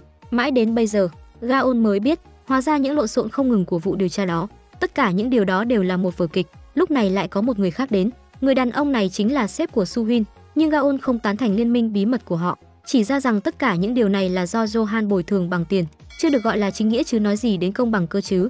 Nghe lời phản đối của Gaon, tên luật sư trong đó bắt đầu mở miệng. Hắn nói con gái qua đời chính là nhiễm vi khuẩn, cái cảm giác trở thành nạn nhân đã khiến anh ta vô cùng tuyệt vọng, nhưng phán quyết trong trường hợp này thật khiến người khác ớn lạnh, mà kinh nghiệm của cô gái ngồi bên cạnh cũng là như vậy. Cô đã bị người khác hãm hiếp khi uống rượu say. Tất cả mọi người đang ngồi ở đây đều đã gặp phải sự bất công của pháp luật, nhưng mà điểm mấu chốt khiến bọn họ hợp tác với Johan không phải là vì tiền, mà chính là sự phẫn nộ và không cam tâm trong lòng của họ. Lúc này, Gaon lần lượt quan sát tất cả mọi người đang ngồi trước mặt mình. Đúng là có rất nhiều bộ mặt nhiều trên thế gian mà. Sun A hẹn Jin Ju ra gặp mặt. Sun A nói, sau khi mình lên tiếp quản tập đoàn, sẽ loại bỏ những rắc rối trong quá khứ, cắt bỏ những ràng buộc của chính trị và các nhà tài phiệt, quay lại mục tiêu ban đầu chính là đem lại hạnh phúc cho nhân dân. Những lời này đã khiến Jin Ju cảm thấy vô cùng được an ủi, lập tức bày tỏ bản thân cũng muốn đóng góp một chút sức lực nhỏ bé này. Nghe được những lời này, Sun A bắt đầu có thiện cảm với Jin Ju, nói rằng Hàn Quốc ngày nay rất cần những tấm lòng lương thiện như Jin Ju. Jin Ju nghe được những lời khen của Sun A, liền mở cờ trong bụng, nhìn thấy được sự nhiệt huyết của Jin Ju. Sun A khuyến khích cô lên thay Johan trong vụ bê bối bồi thường. Sun A với tư cách là thành viên nhóm hỗ trợ cho phiên tòa công khai, đã ủng hộ Jin Ju 10 ngón tay. Jin Ju sau khi được sự công nhận tâm trạng đã thay đổi hoàn toàn. Gaon vẫn đang bị lạc vào trong liên minh ngầm của Johan. Bạn học của anh đã gửi đến tài liệu điều tra có liên quan đến tên lừa đảo. Sau khi hiểu rõ được sự việc, Gaon lần nữa nổi cáu với Johan. Hóa ra bộ trưởng cha chính là người đã di chuyển những kẻ lừa đảo. Năm đó chồng cô ta bị phá sản, vì để lấy được tài sản kết xù trong tay của những kẻ lừa đảo đó, cô ta mới lên kế hoạch thay thế tên tội phạm. Tuy nhiên Johan đã sớm biết tất cả mọi chuyện, nhưng lại không nói với mình. Đối với chuyện này Johan nói, nếu như bản thân mình nói ra đó là sự thật, Gaon chắc chắn sẽ nghi ngờ, nên anh đã làm hết mọi chuyện, chỉ là hy vọng Gaon sẽ đứng về phía của mình. Để có được Gaon anh còn có thể làm được nhiều chuyện khác. Đêm đó, Gaon hẹn thẩm phán Min ra bên đường cùng mình uống rượu. Những khách hàng bên cạnh đang vui vẻ xem chương trình phát sóng trực tiếp phóng đại của chủ tịch. Cách đó không xa, người dân biểu tình chống chính quyền đang bị đàn áp dã man. Cơn phẫn nộ này đã lên án một xã hội lênh đênh bạo lực. Điều này đã khiến thẩm phán Min cảm thấy đau lòng. Nhưng Gaon đã nói, những đợt biểu tình của người dân này không phải tự dưng mà xảy ra, mà là sự bùng nổ của cơn thịnh nộ khi bị áp bức quá đáng. Mà nguồn gốc của những cơn thịnh nộ này là từ đâu? Chính là những gì họ đang nhắc đến, thực thi pháp luật tham nhũng. Cuối cùng, Gaon từ chối yêu cầu của thẩm phán Min. Anh ấy muốn thay đổi hiện trạng nên đã gia nhập vào phe chiến thắng. Nói xong Gaon đứng dậy rời đi, sau đó đi về phía Johan đang đến đón anh. Sau khi chính thức thành lập liên minh, Johan đã hứa với Gaon, đám người đứng sau thao túng vụ án cha mẹ anh sẽ phải trả một cái giá rất đắt. Nhưng Gaon nói, tôi không tham gia vì trả thù, mà là muốn đấu tranh với thế giới thối nát này. Sau khi Johan vừa bắt đầu hợp tác với Gaon, anh liền nhận được một cuộc gọi cầu cứu của một cô gái ngồi xe lăn. Dưới tình hình gấp gáp như này, Johan và Gaon đến kịp lúc. Gaon nhanh chóng lôi kẻ tấn công cô gái ngồi xe lăn ra ngoài. Johan thậm chí không cố gắng che giấu sự tức giận trong lòng. Anh đi thẳng đến chỗ tên cầm đầu của nhóm bạo lực túm lấy cổ hắn. Anh ấn hắn ta nằm xuống xe, hỏi hắn sao dám động vào cháu gái của mình. Su Huy, người vừa được cứu bên cạnh, đã bắt đầu giơ súng lên kêu họ dừng lại. Lúc này Johan cuối cùng cũng buông tay. Anh bước về phía Su Huy với vẻ mặt lạnh lùng và bảo cô hãy đặt súng xuống, chĩa súng vào thẩm phán nổi tiếng nhất Hàn Quốc. Su Huy chỉ đành hạ khẩu súng xuống, nhưng vẫn là không cam lòng bị chức quyền của Johan ép buộc mình. Anh bế cháu gái vào xe của mình, sau đó trực tiếp đưa con bé về nhà. Johan trách móc rằng chính Su Huy đã khiến cháu gái mình gặp nguy hiểm, nhưng Kang Ely ra lại ra sức biện hộ cho Su Huy. Sau khi Kang Eli ra đi, Johan suy nghĩ rất lâu, mãi cho đến khi Gaon đẩy cửa vào. Anh bước tới giải thích cho Su Huynh, nói rằng chuyện Su Huynh đã đưa Kang Eli ra chỉ là muốn quan tâm con bé mà thôi. Sau khi nghe những lời này, Johan nói với anh, hồi nhỏ Kang Eli ra đã bị bắt cóc 2 lần. Con bé là một đứa trẻ khao khát vào tình yêu, mượn cơ hội làm giàu để trả thù, cho nên Johan mới cần đề cao cảnh giác hơn. Sun A đang một mình ở phòng làm việc mở rượu sâm banh ăn mừng, nhưng sau khi cảm giác hưng phấn qua đi cô liền cảm thấy vô cùng cô đơn. Cô gọi cho cấp dưới muốn cô đến cùng ăn mừng với mình, nhưng đối phương chỉ đưa ra ý kiến hãy gọi một người mẫu đến vui chơi cùng cô. Sun A mặc dù đã từ chối một cách khéo léo, nhưng từ người mẫu dường như đã đem đến cho cô nguồn cảm hứng mới. Ngày hôm sau khi đến văn phòng làm việc, Gaon nói với Johan, nhóm bạo động bị Su Huynh bắt hôm qua, tất cả đều đã được thả ra rồi, mà đó còn là quyết định của chính cảnh sát trưởng. Người đứng đầu tòa án tối cao gọi cả 3 thành viên của Bộ Tư pháp đến văn phòng. Sun A sớm đã đến đây. Cô đề xuất rằng Bộ Tư pháp nên thể hiện bộ mặt của mình nhiều hơn trên các phương tiện truyền thông, thể hiện ra bộ mặt thân thiện của mình. Làm như vậy sẽ khiến người dân càng nhiệt tình hơn. Cả Johan và Gaon đều đồng thanh phản đối ý kiến này. Lúc này Sun A đã nói ra khẩu hiệu của 3 người họ. Gaon phát hiện, đó chính xác là những lời mà Tổng thống thường xuyên nói. Nhìn thấy Gaon có những lời nói phê bình, Sun A liền nói, chẳng lẽ Bộ Tư pháp muốn chống lại chủ trương của chính phủ hay sao? Khi Sun A lái xe chuẩn bị rời đi, đã bị Johan chặn lại. Anh cảnh báo Sun A lần nữa đừng có nhúng tay vào chuyện của anh. Nhưng Sun A thẳng thừng nói mình làm là giúp Johan. Cô muốn dùng tập đoàn để tạo đà phát triển cho Johan. Trong cuộc bầu cử tổng thống 2 năm sau, sẽ bầu anh làm tổng thống, kiểm soát hoàn toàn đất nước này. Nhưng Johan đã thẳng thắn từ chối sự sắp xếp của Sun A, nói rằng bản thân mình không có nguyện vọng hợp tác cùng cô. Đêm hôm đó, Johan và Gaon nói về buổi chụp hình này.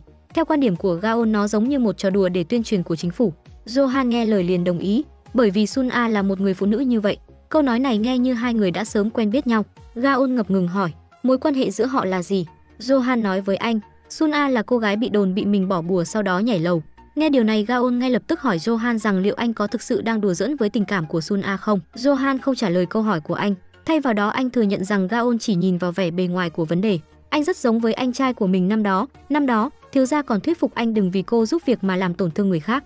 Johan khi còn bé chỉ biết im lặng. Anh hiểu, mặc dù anh trai yêu mình nhưng không hề tin tưởng mình. Cuối cùng, thiếu gia tặng Johan cây thánh giá do mẹ cậu để lại, lập một hiệp ước với anh rằng không bao giờ được làm hại những người vô tội. Chủ tịch khi trả lời phỏng vấn báo chí, đối mặt với câu hỏi trực tiếp của phóng viên về hành vi tàn bạo của nhóm phản động, ông còn mù quáng che đậy cho họ, thái độ cư xử vô cùng tồi tệ.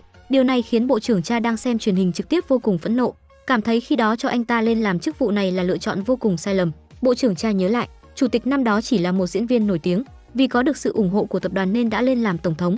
Giám đốc Seo thuyết phục bộ trưởng cha, người được cho là sẽ ra tranh cử, cho rằng đất nước đang rơi vào thời kỳ khủng hoảng nên đừng đảm nhiệm chức vụ đó sẽ vô cùng áp lực, chỉ cần sắp xếp một quân cờ có thể thao túng.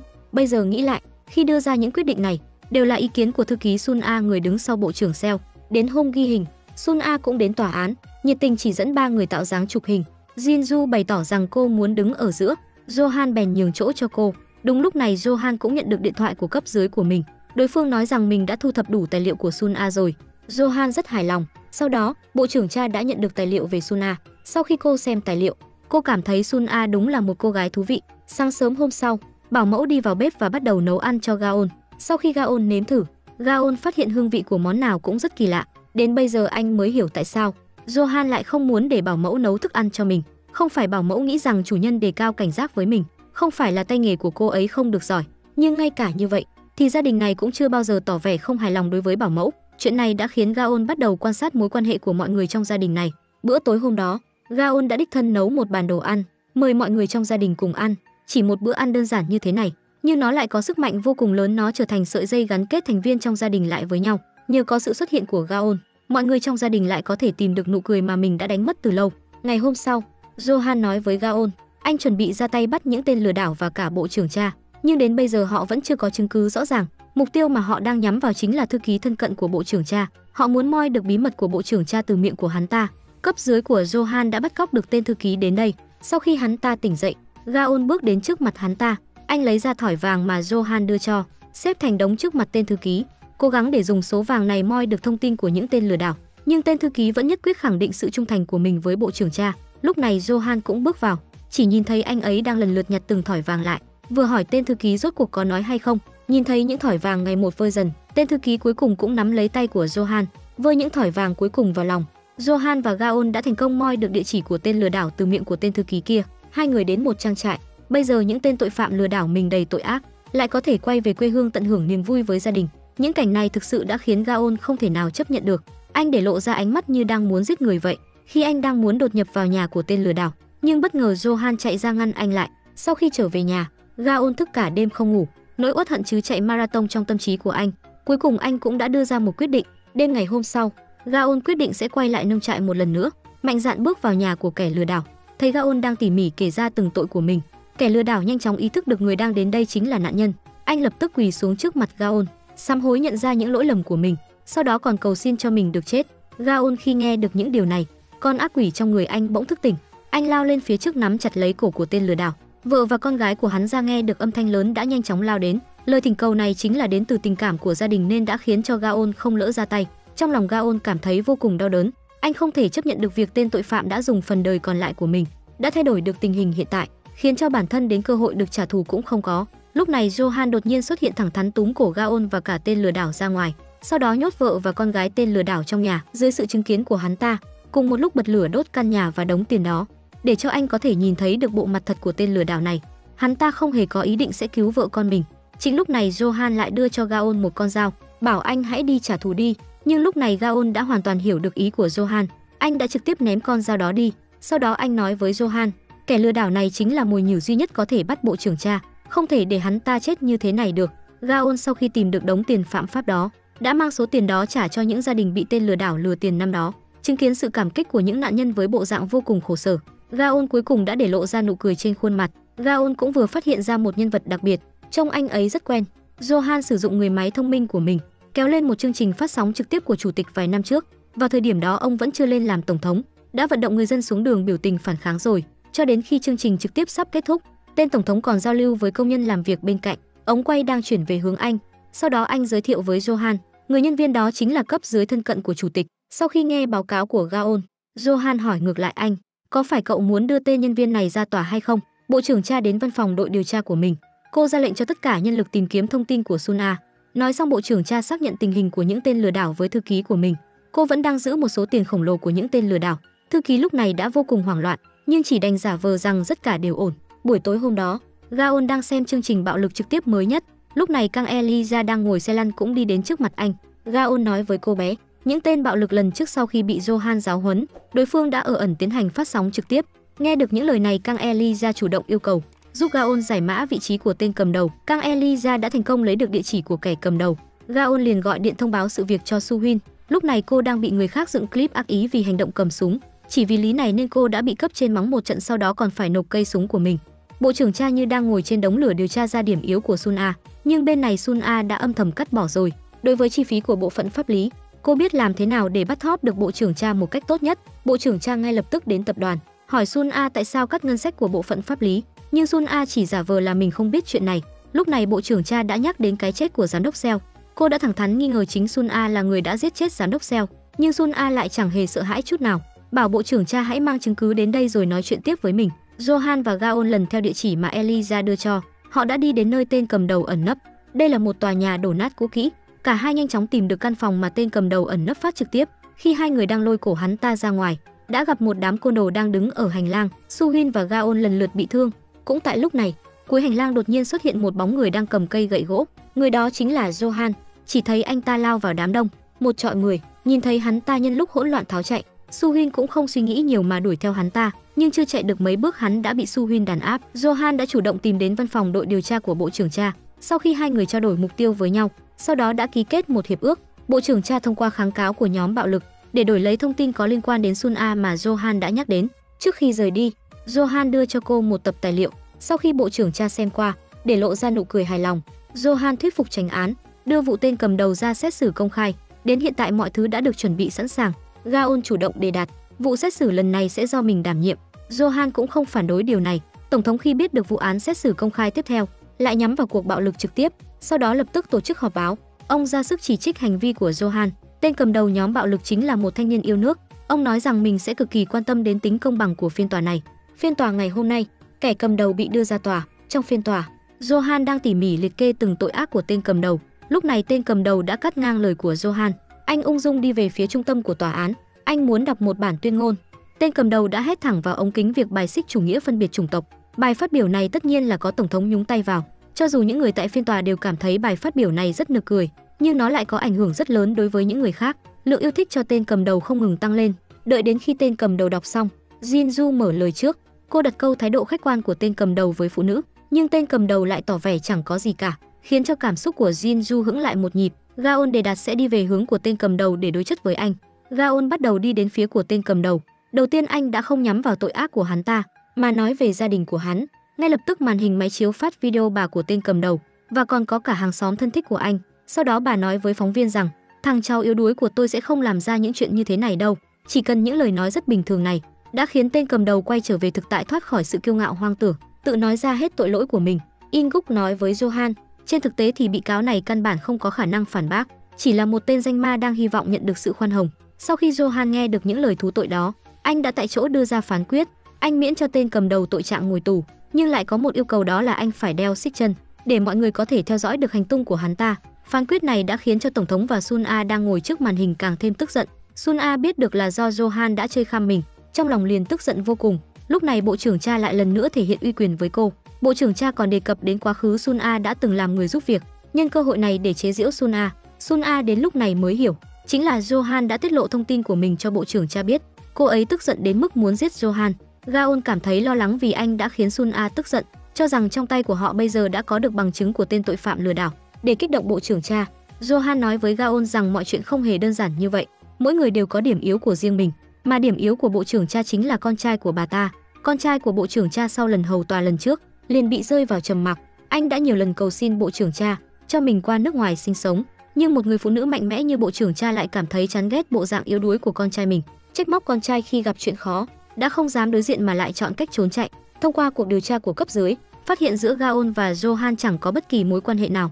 Đột nhiên lúc này cô nhận được một cuộc điện thoại của bộ trưởng Cha, bảo Sun A hãy đến văn phòng của mình một chuyến. Hóa ra cô lấy ra giấy tờ của mẹ Sun A, báo cáo tử vong do tai nạn. Bộ trưởng Cha nghi ngờ báo cáo này, cho rằng chính Sun A đã giết mẹ của mình, còn nhấn mạnh rằng điều đó hoàn toàn có khả năng. Sau đó tự tạo một báo cáo tử vong khác, chứng minh rằng năm đó Sun A đã nói dối để phá hủy mọi thứ bây giờ của cô. Nhìn thấy bộ dạng căng thẳng lúc này của Sun A, bộ trưởng Cha hạn cho cô trong vòng 1 tuần, giao đủ cho cô chứng cứ có thể lật đổ được Johan để xóa sạch được tội trạng của con trai mình. Sau khi rời khỏi văn phòng bộ trưởng Cha, Sun A đến tiệm làm tóc nơi Johan hay ghé thăm. Cô ta mê hoặc chủ quán, sau đó lấy dao cạo râu cho Johan, nhưng trên thực tế là đang đe dọa anh. Cô trách Johan vì đã tiết lộ quá khứ của mình cho bộ trưởng Cha, đã khiến bộ trưởng Cha nắm thóp được cô. Johan giải thích, anh ta làm như vậy chính là để kéo Sun A vào mê cung của mình, có được sự hợp tác với Johan. Sun A có chút do dự. Johan ngỏ ý muốn mời Sun A đến nhà mình ăn một bữa cơm. Đối với Sun A mà nói, cô đã quen với tất cả mọi thứ trong nhà của Johan, vì Sun A là vị khách nữ đầu tiên được Johan đưa về nhà, đã khiến cho Eliza vô cùng quan tâm, liên tục hỏi liệu cả hai có đang hẹn hò không.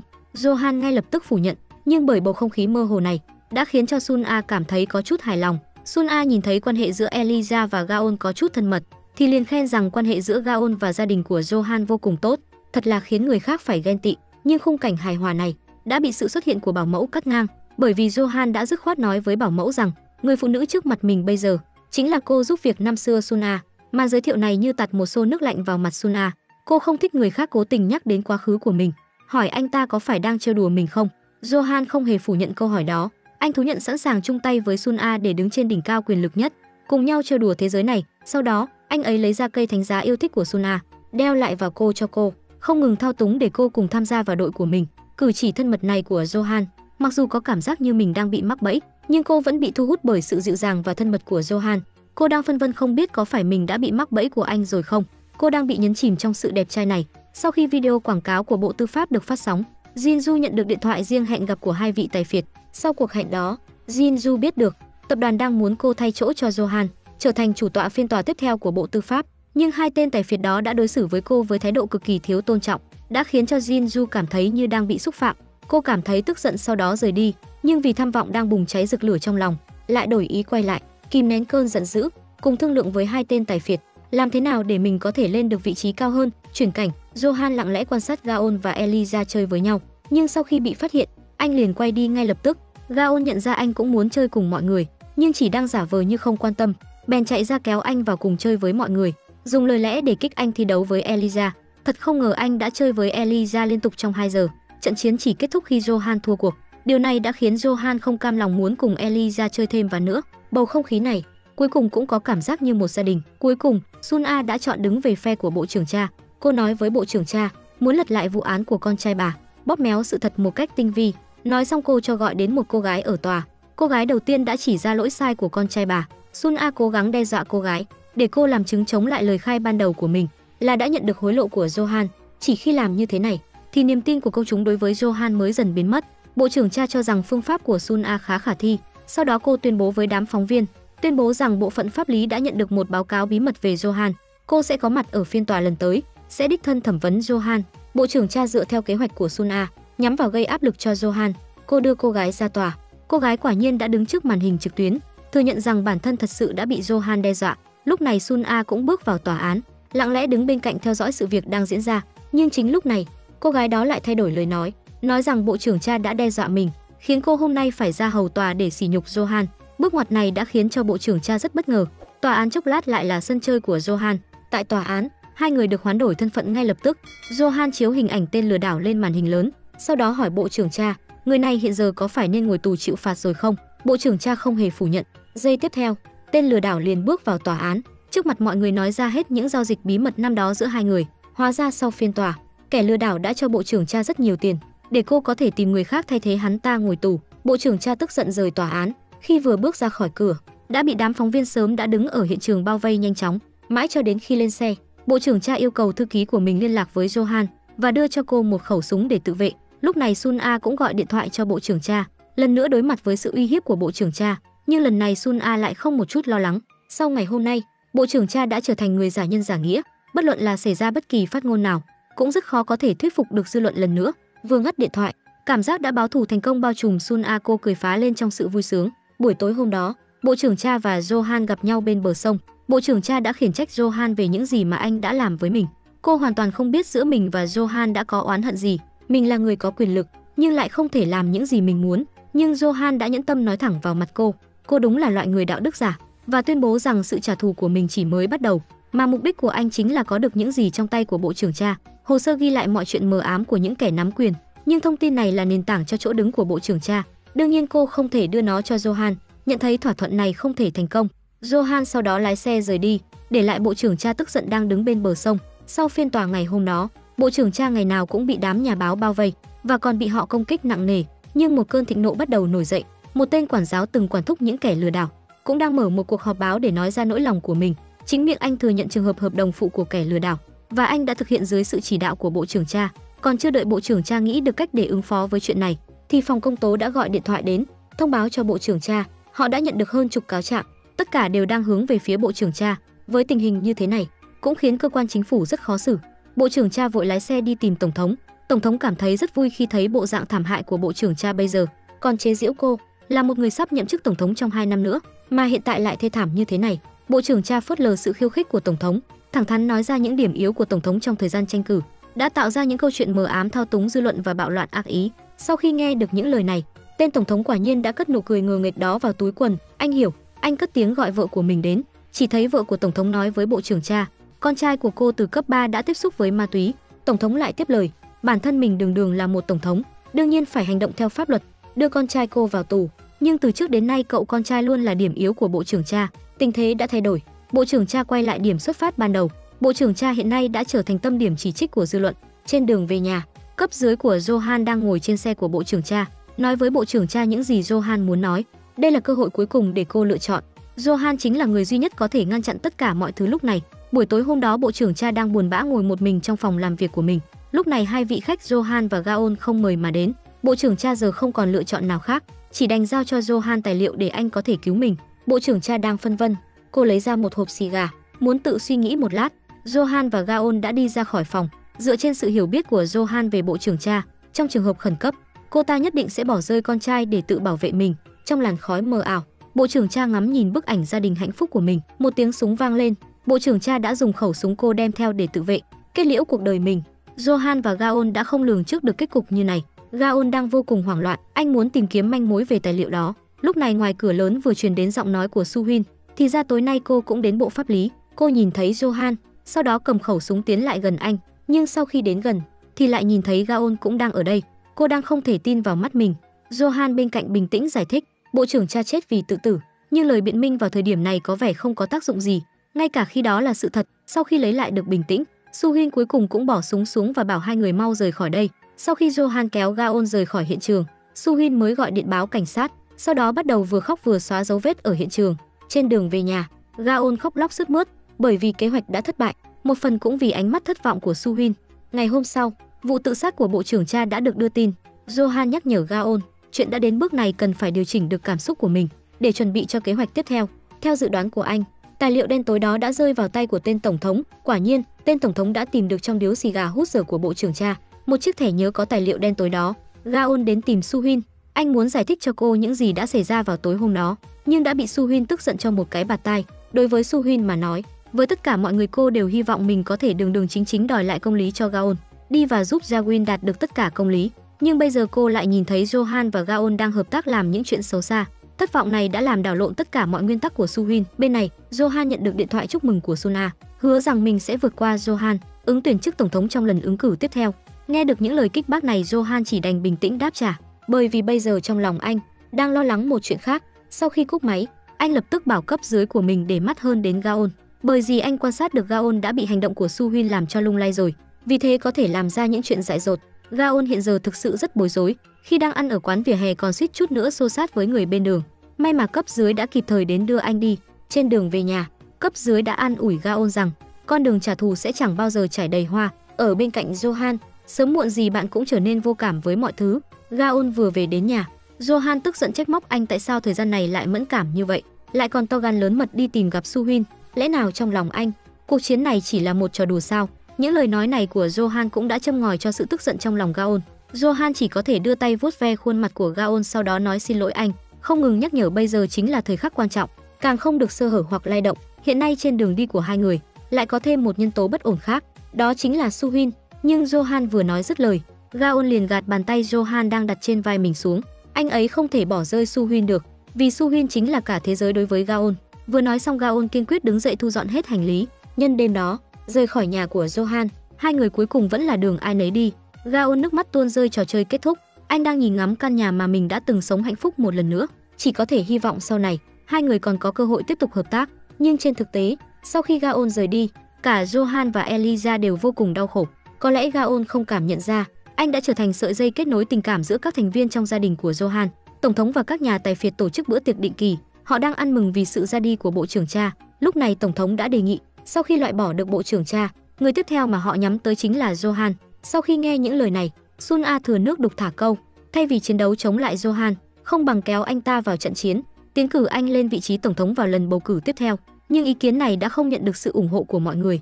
Tổng thống trực tiếp bày tỏ sự thất vọng với Sun A. Tổng thống cũng nói rằng bộ trưởng Cha trước khi qua đời đã đến gặp mình, cầu xin mình giúp cô ta giải quyết mọi chuyện, nếu không cô sẽ đem hết tài liệu mật giao cho Johan. Tất cả họ đều muốn biết bí mật của những người nắm quyền, sử dụng nó để đe dọa hoặc tiêu diệt toàn bộ tổ chức này. Tổng thống không ngừng trách mắng Sun A, lời nói không có chút tôn trọng cô, nói rằng cô đúng là một người EQ thấp, đã bị Johan lợi dụng mà chẳng hề biết gì. Mà điều này đã khiến Sun A vô cùng tủi nhục và xấu hổ.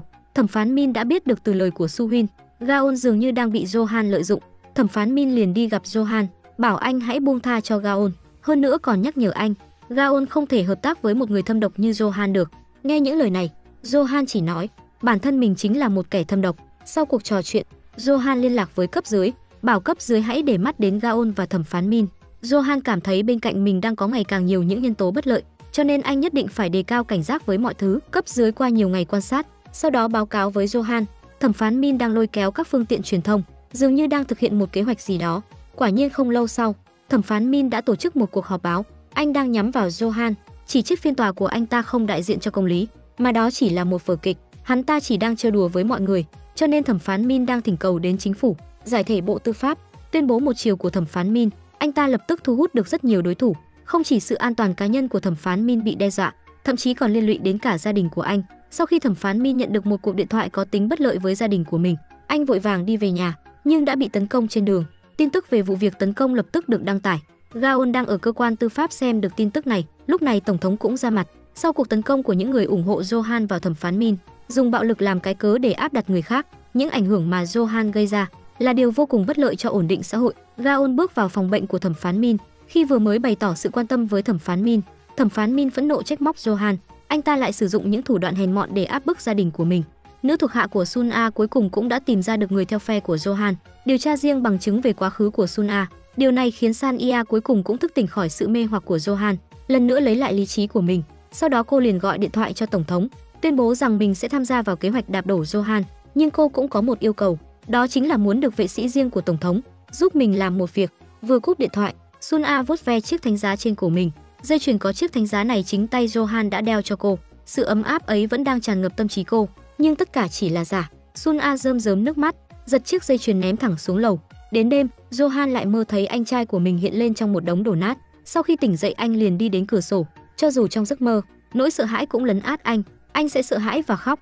Nhưng một khi đã tỉnh dậy, Johan vẫn đang nuôi hy vọng trở thành một tòa án tối cao mạnh mẽ và máu lạnh, dùng ánh mắt lạnh lùng và kiên quyết để diệt trừ mọi tội ác. Sáng sớm hôm sau, Sun A đã gọi điện thoại cho Johan, hẹn gặp anh ra nói chuyện. Đồng thời, Gaon cũng nhận được một cuộc gọi từ một người bí ẩn. Đối phương nói với anh, nếu anh muốn cứu thẩm phán Min thì phải đến một khu ổ chuột ở rìa thành phố. Gaon lập tức chạy tới đó. Anh chỉ thấy khung cảnh ở đây vô cùng hỗn loạn, những tên cảnh sát trật tự đang đánh đập người dân vô tội nghèo khổ một cách dã man. Hóa ra chính phủ đã khẩn trương đưa ra một thông báo rằng khu ổ chuột đã trở lại với vi khuẩn bệnh bạc lá. Người đưa bản tin này lại chính là Jinju. Vô hình chung cô đã trở thành người phát ngôn của các tài phiệt. Gaon đang chạy bốn phương tám hướng trong khu ổ chuột, tìm kiếm dấu vết của thẩm phán Min. Anh nhìn thấy nhân viên an ninh của tập đoàn đang cưỡng bức kéo đứa trẻ. Anh liền tức giận xông lên cho chúng một bài học, hơn nữa còn kéo bọn trẻ nhanh chóng rời đi. Lúc này đột nhiên có một giọng nói hết sức quen thuộc vang lên phía sau lưng anh. Johan đến gặp Sun A như đã hẹn, nhưng lại phát hiện chiếc vòng cổ có thánh giá trên cổ của cô đã biến mất. Điều này khiến Johan nảy sinh hoài nghi. Quả nhiên, bên trên đã truyền đến âm thanh kêu cứu của cấp dưới. Lúc này Sun A cũng giơ súng chĩa vào Johan. Cuối cùng cô cũng để lộ ra bộ mặt thật của mình, thú nhận rằng mình đã biết được Johan đang phản bội mình, rõ ràng là hợp tác với cô, chỉ cần chưa đầy 2 năm nữa sẽ thâu tóm được toàn thế giới. Nghe những lời này, Johan nói với cô, bản thân mình không muốn đạt được thứ gì cả, chỉ muốn phá hủy mọi thứ. Nghe được câu trả lời của Johan, cùng lúc đó có một tiếng súng vang lên. Nữ cấp dưới đã xả súng với Johan, chốc lát, huyết đã nhuộm đỏ chiếc áo của Johan. Anh đau đớn ôm vết thương của mình, nhìn Sun A lạnh lùng bước lên cầu thang nơi cấp dưới của anh bị trói. Johan biết, dưới tiếp theo Sun A muốn giết chính là cấp dưới của anh. Anh muốn đứng ra ngăn cản Sun A, sau đó anh nén chịu nỗi đau, từng bước đi lên cầu thang. Quả nhiên, Sun A đang trên đó đợi anh, nhưng cô hoàn toàn không cho Johan cơ hội lên tiếng. Khi cô đang ấn nút dây thừng, để cấp dưới dần dần rơi xuống mà qua đời trước mắt anh. Đây là sự trả thù của Sun A vì anh đã lừa dối cô. Đúng là quá nhẫn tâm, muốn diệt trừ tất cả đồng bọn xung quanh giáo hạn, để anh một mình chống chọi với thế giới đen tối này, sau đó chết đi. Đây vừa là lời tuyên chiến vừa là lời từ biệt của Sun A. Johan vô cùng tức giận vì cái chết của cấp dưới. Anh nói với Sun A, bản thân mình sẽ dùng biện pháp tàn nhẫn và cô độc nhất để giết chết Sun A. Cô để lộ ra biểu cảm vô cùng đáng ghét, đá chiếc điện thoại vào chân của Johan, chỉ nhìn thấy hình ảnh đang chiếu trên đó. Hình ảnh chiếu cảnh Gaon đang bị đám người bao vây truy đuổi. Sun A sau khi tiết lộ vị trí của Gaon liền chậm rãi rời đi. Trong lòng của cô không những hy vọng Johan mất đi bạn đồng hành của mình, mà còn hy vọng Johan sẽ phải trải qua cảm giác âm dương cách biệt này, khiến anh bị ám ảnh tâm trí cả cuộc đời này. Sau khi Sun A rời đi, Johan ngay lập tức gọi điện thoại cho Su Huynh, thông báo cho cô biết Gaon đang ở trong một khu ổ chuột. Tình hình lúc này đang vô cùng nguy cấp, bảo cô nhanh đến đó cứu Gaon. Sau đó anh lết cái xác đang bị thương của mình đến bên thi thể cấp dưới đáng thương, nói lời tạm biệt cuối cùng với anh ta.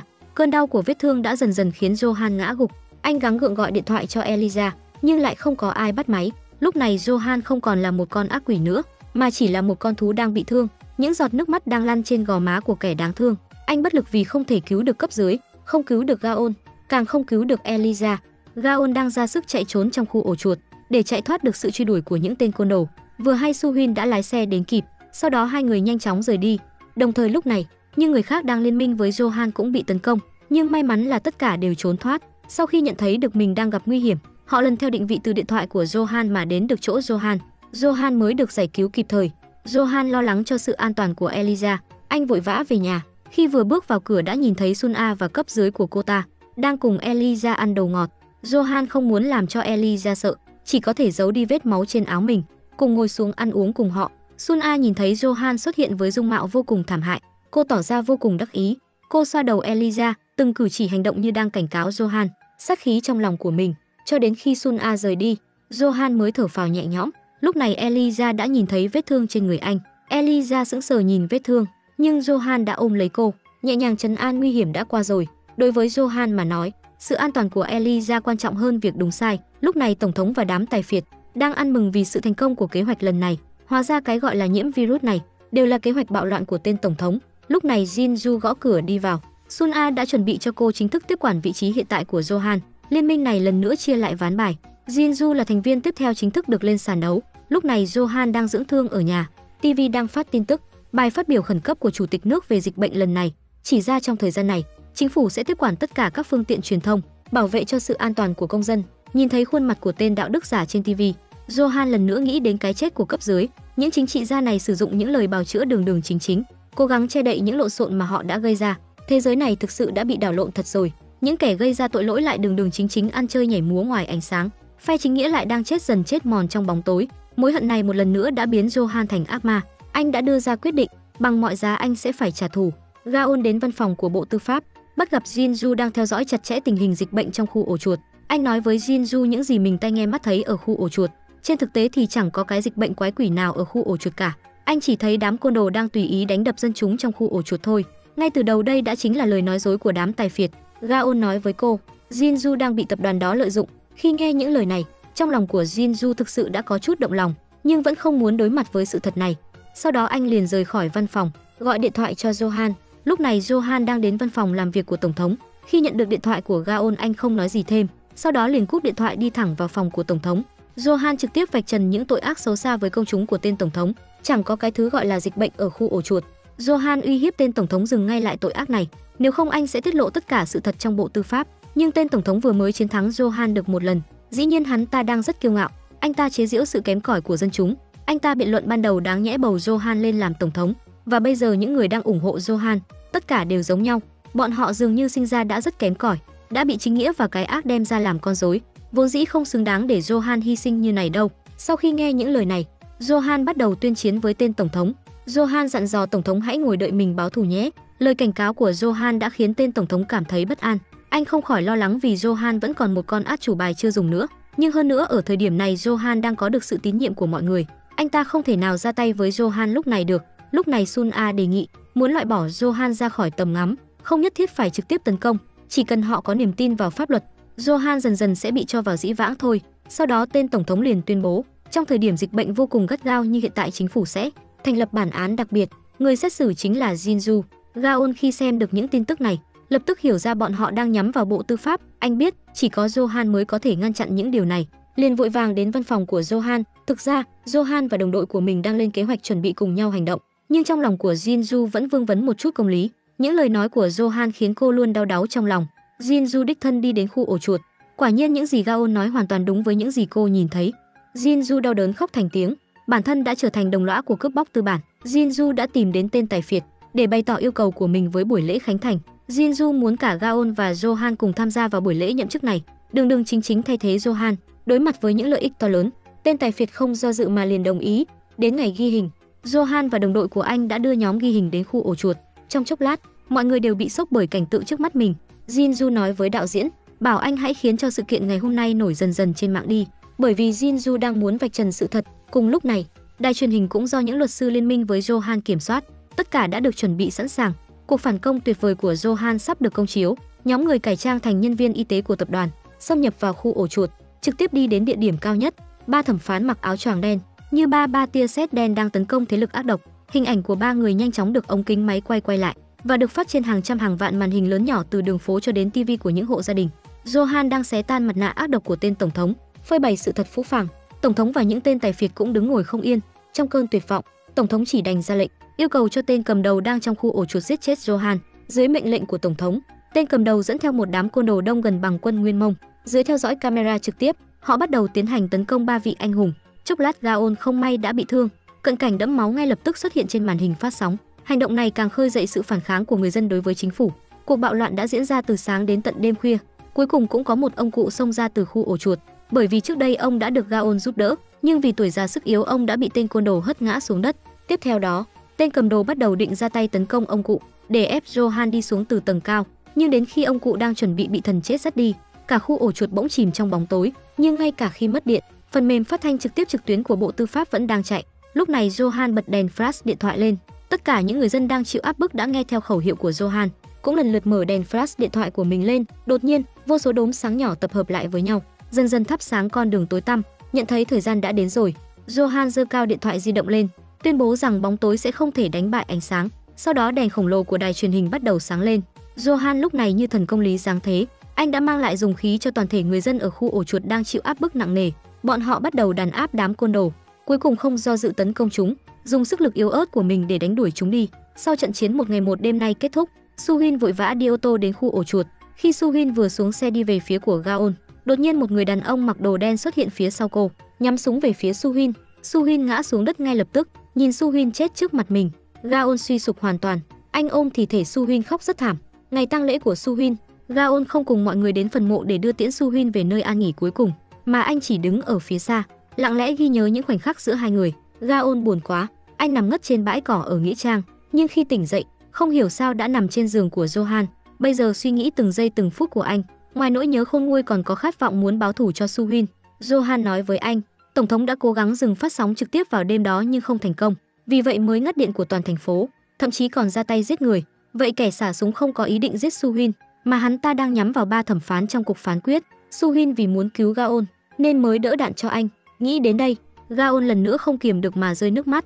Sau khi nghe những lời của Johan, Gaon quyết tâm vực dậy tinh thần, lần nữa lấy lại tinh thần, tiếp tục tấn công chống lại những tên côn đồ quyền lực. Bộ Tư pháp mở một cuộc họp báo, tuyên bố rằng sẽ truy cứu đến cùng hành vi phạm tội của cuộc bạo loạn ở khu ổ chuột ngày hôm qua.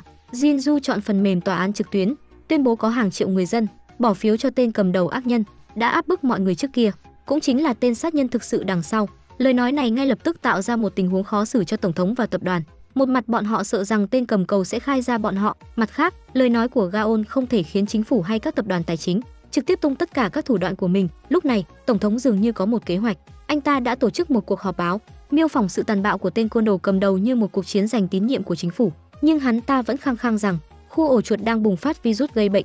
Tên tổng thống không muốn mất đi sự tín nhiệm của mình trong lòng nhân dân. Đến ngày xét xử công khai, tên phạm nhân đã gây ra nhiều tội ác đối với người dân đã được đưa ra tòa.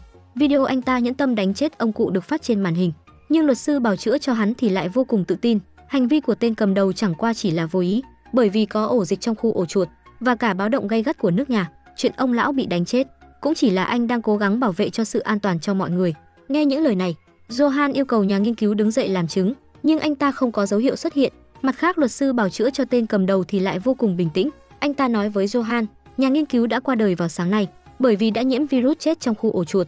Hơn nữa còn nhân cơ hội này, hắn ta lần nữa nhấn mạnh những hậu quả ghê gớm của dịch bệnh. Ở phía bên kia, tổng thống và tập đoàn tài phiệt đang theo dõi phiên tòa, vô cùng hài lòng đối với thủ đoạn hèn mọn giết người diệt khẩu của mình.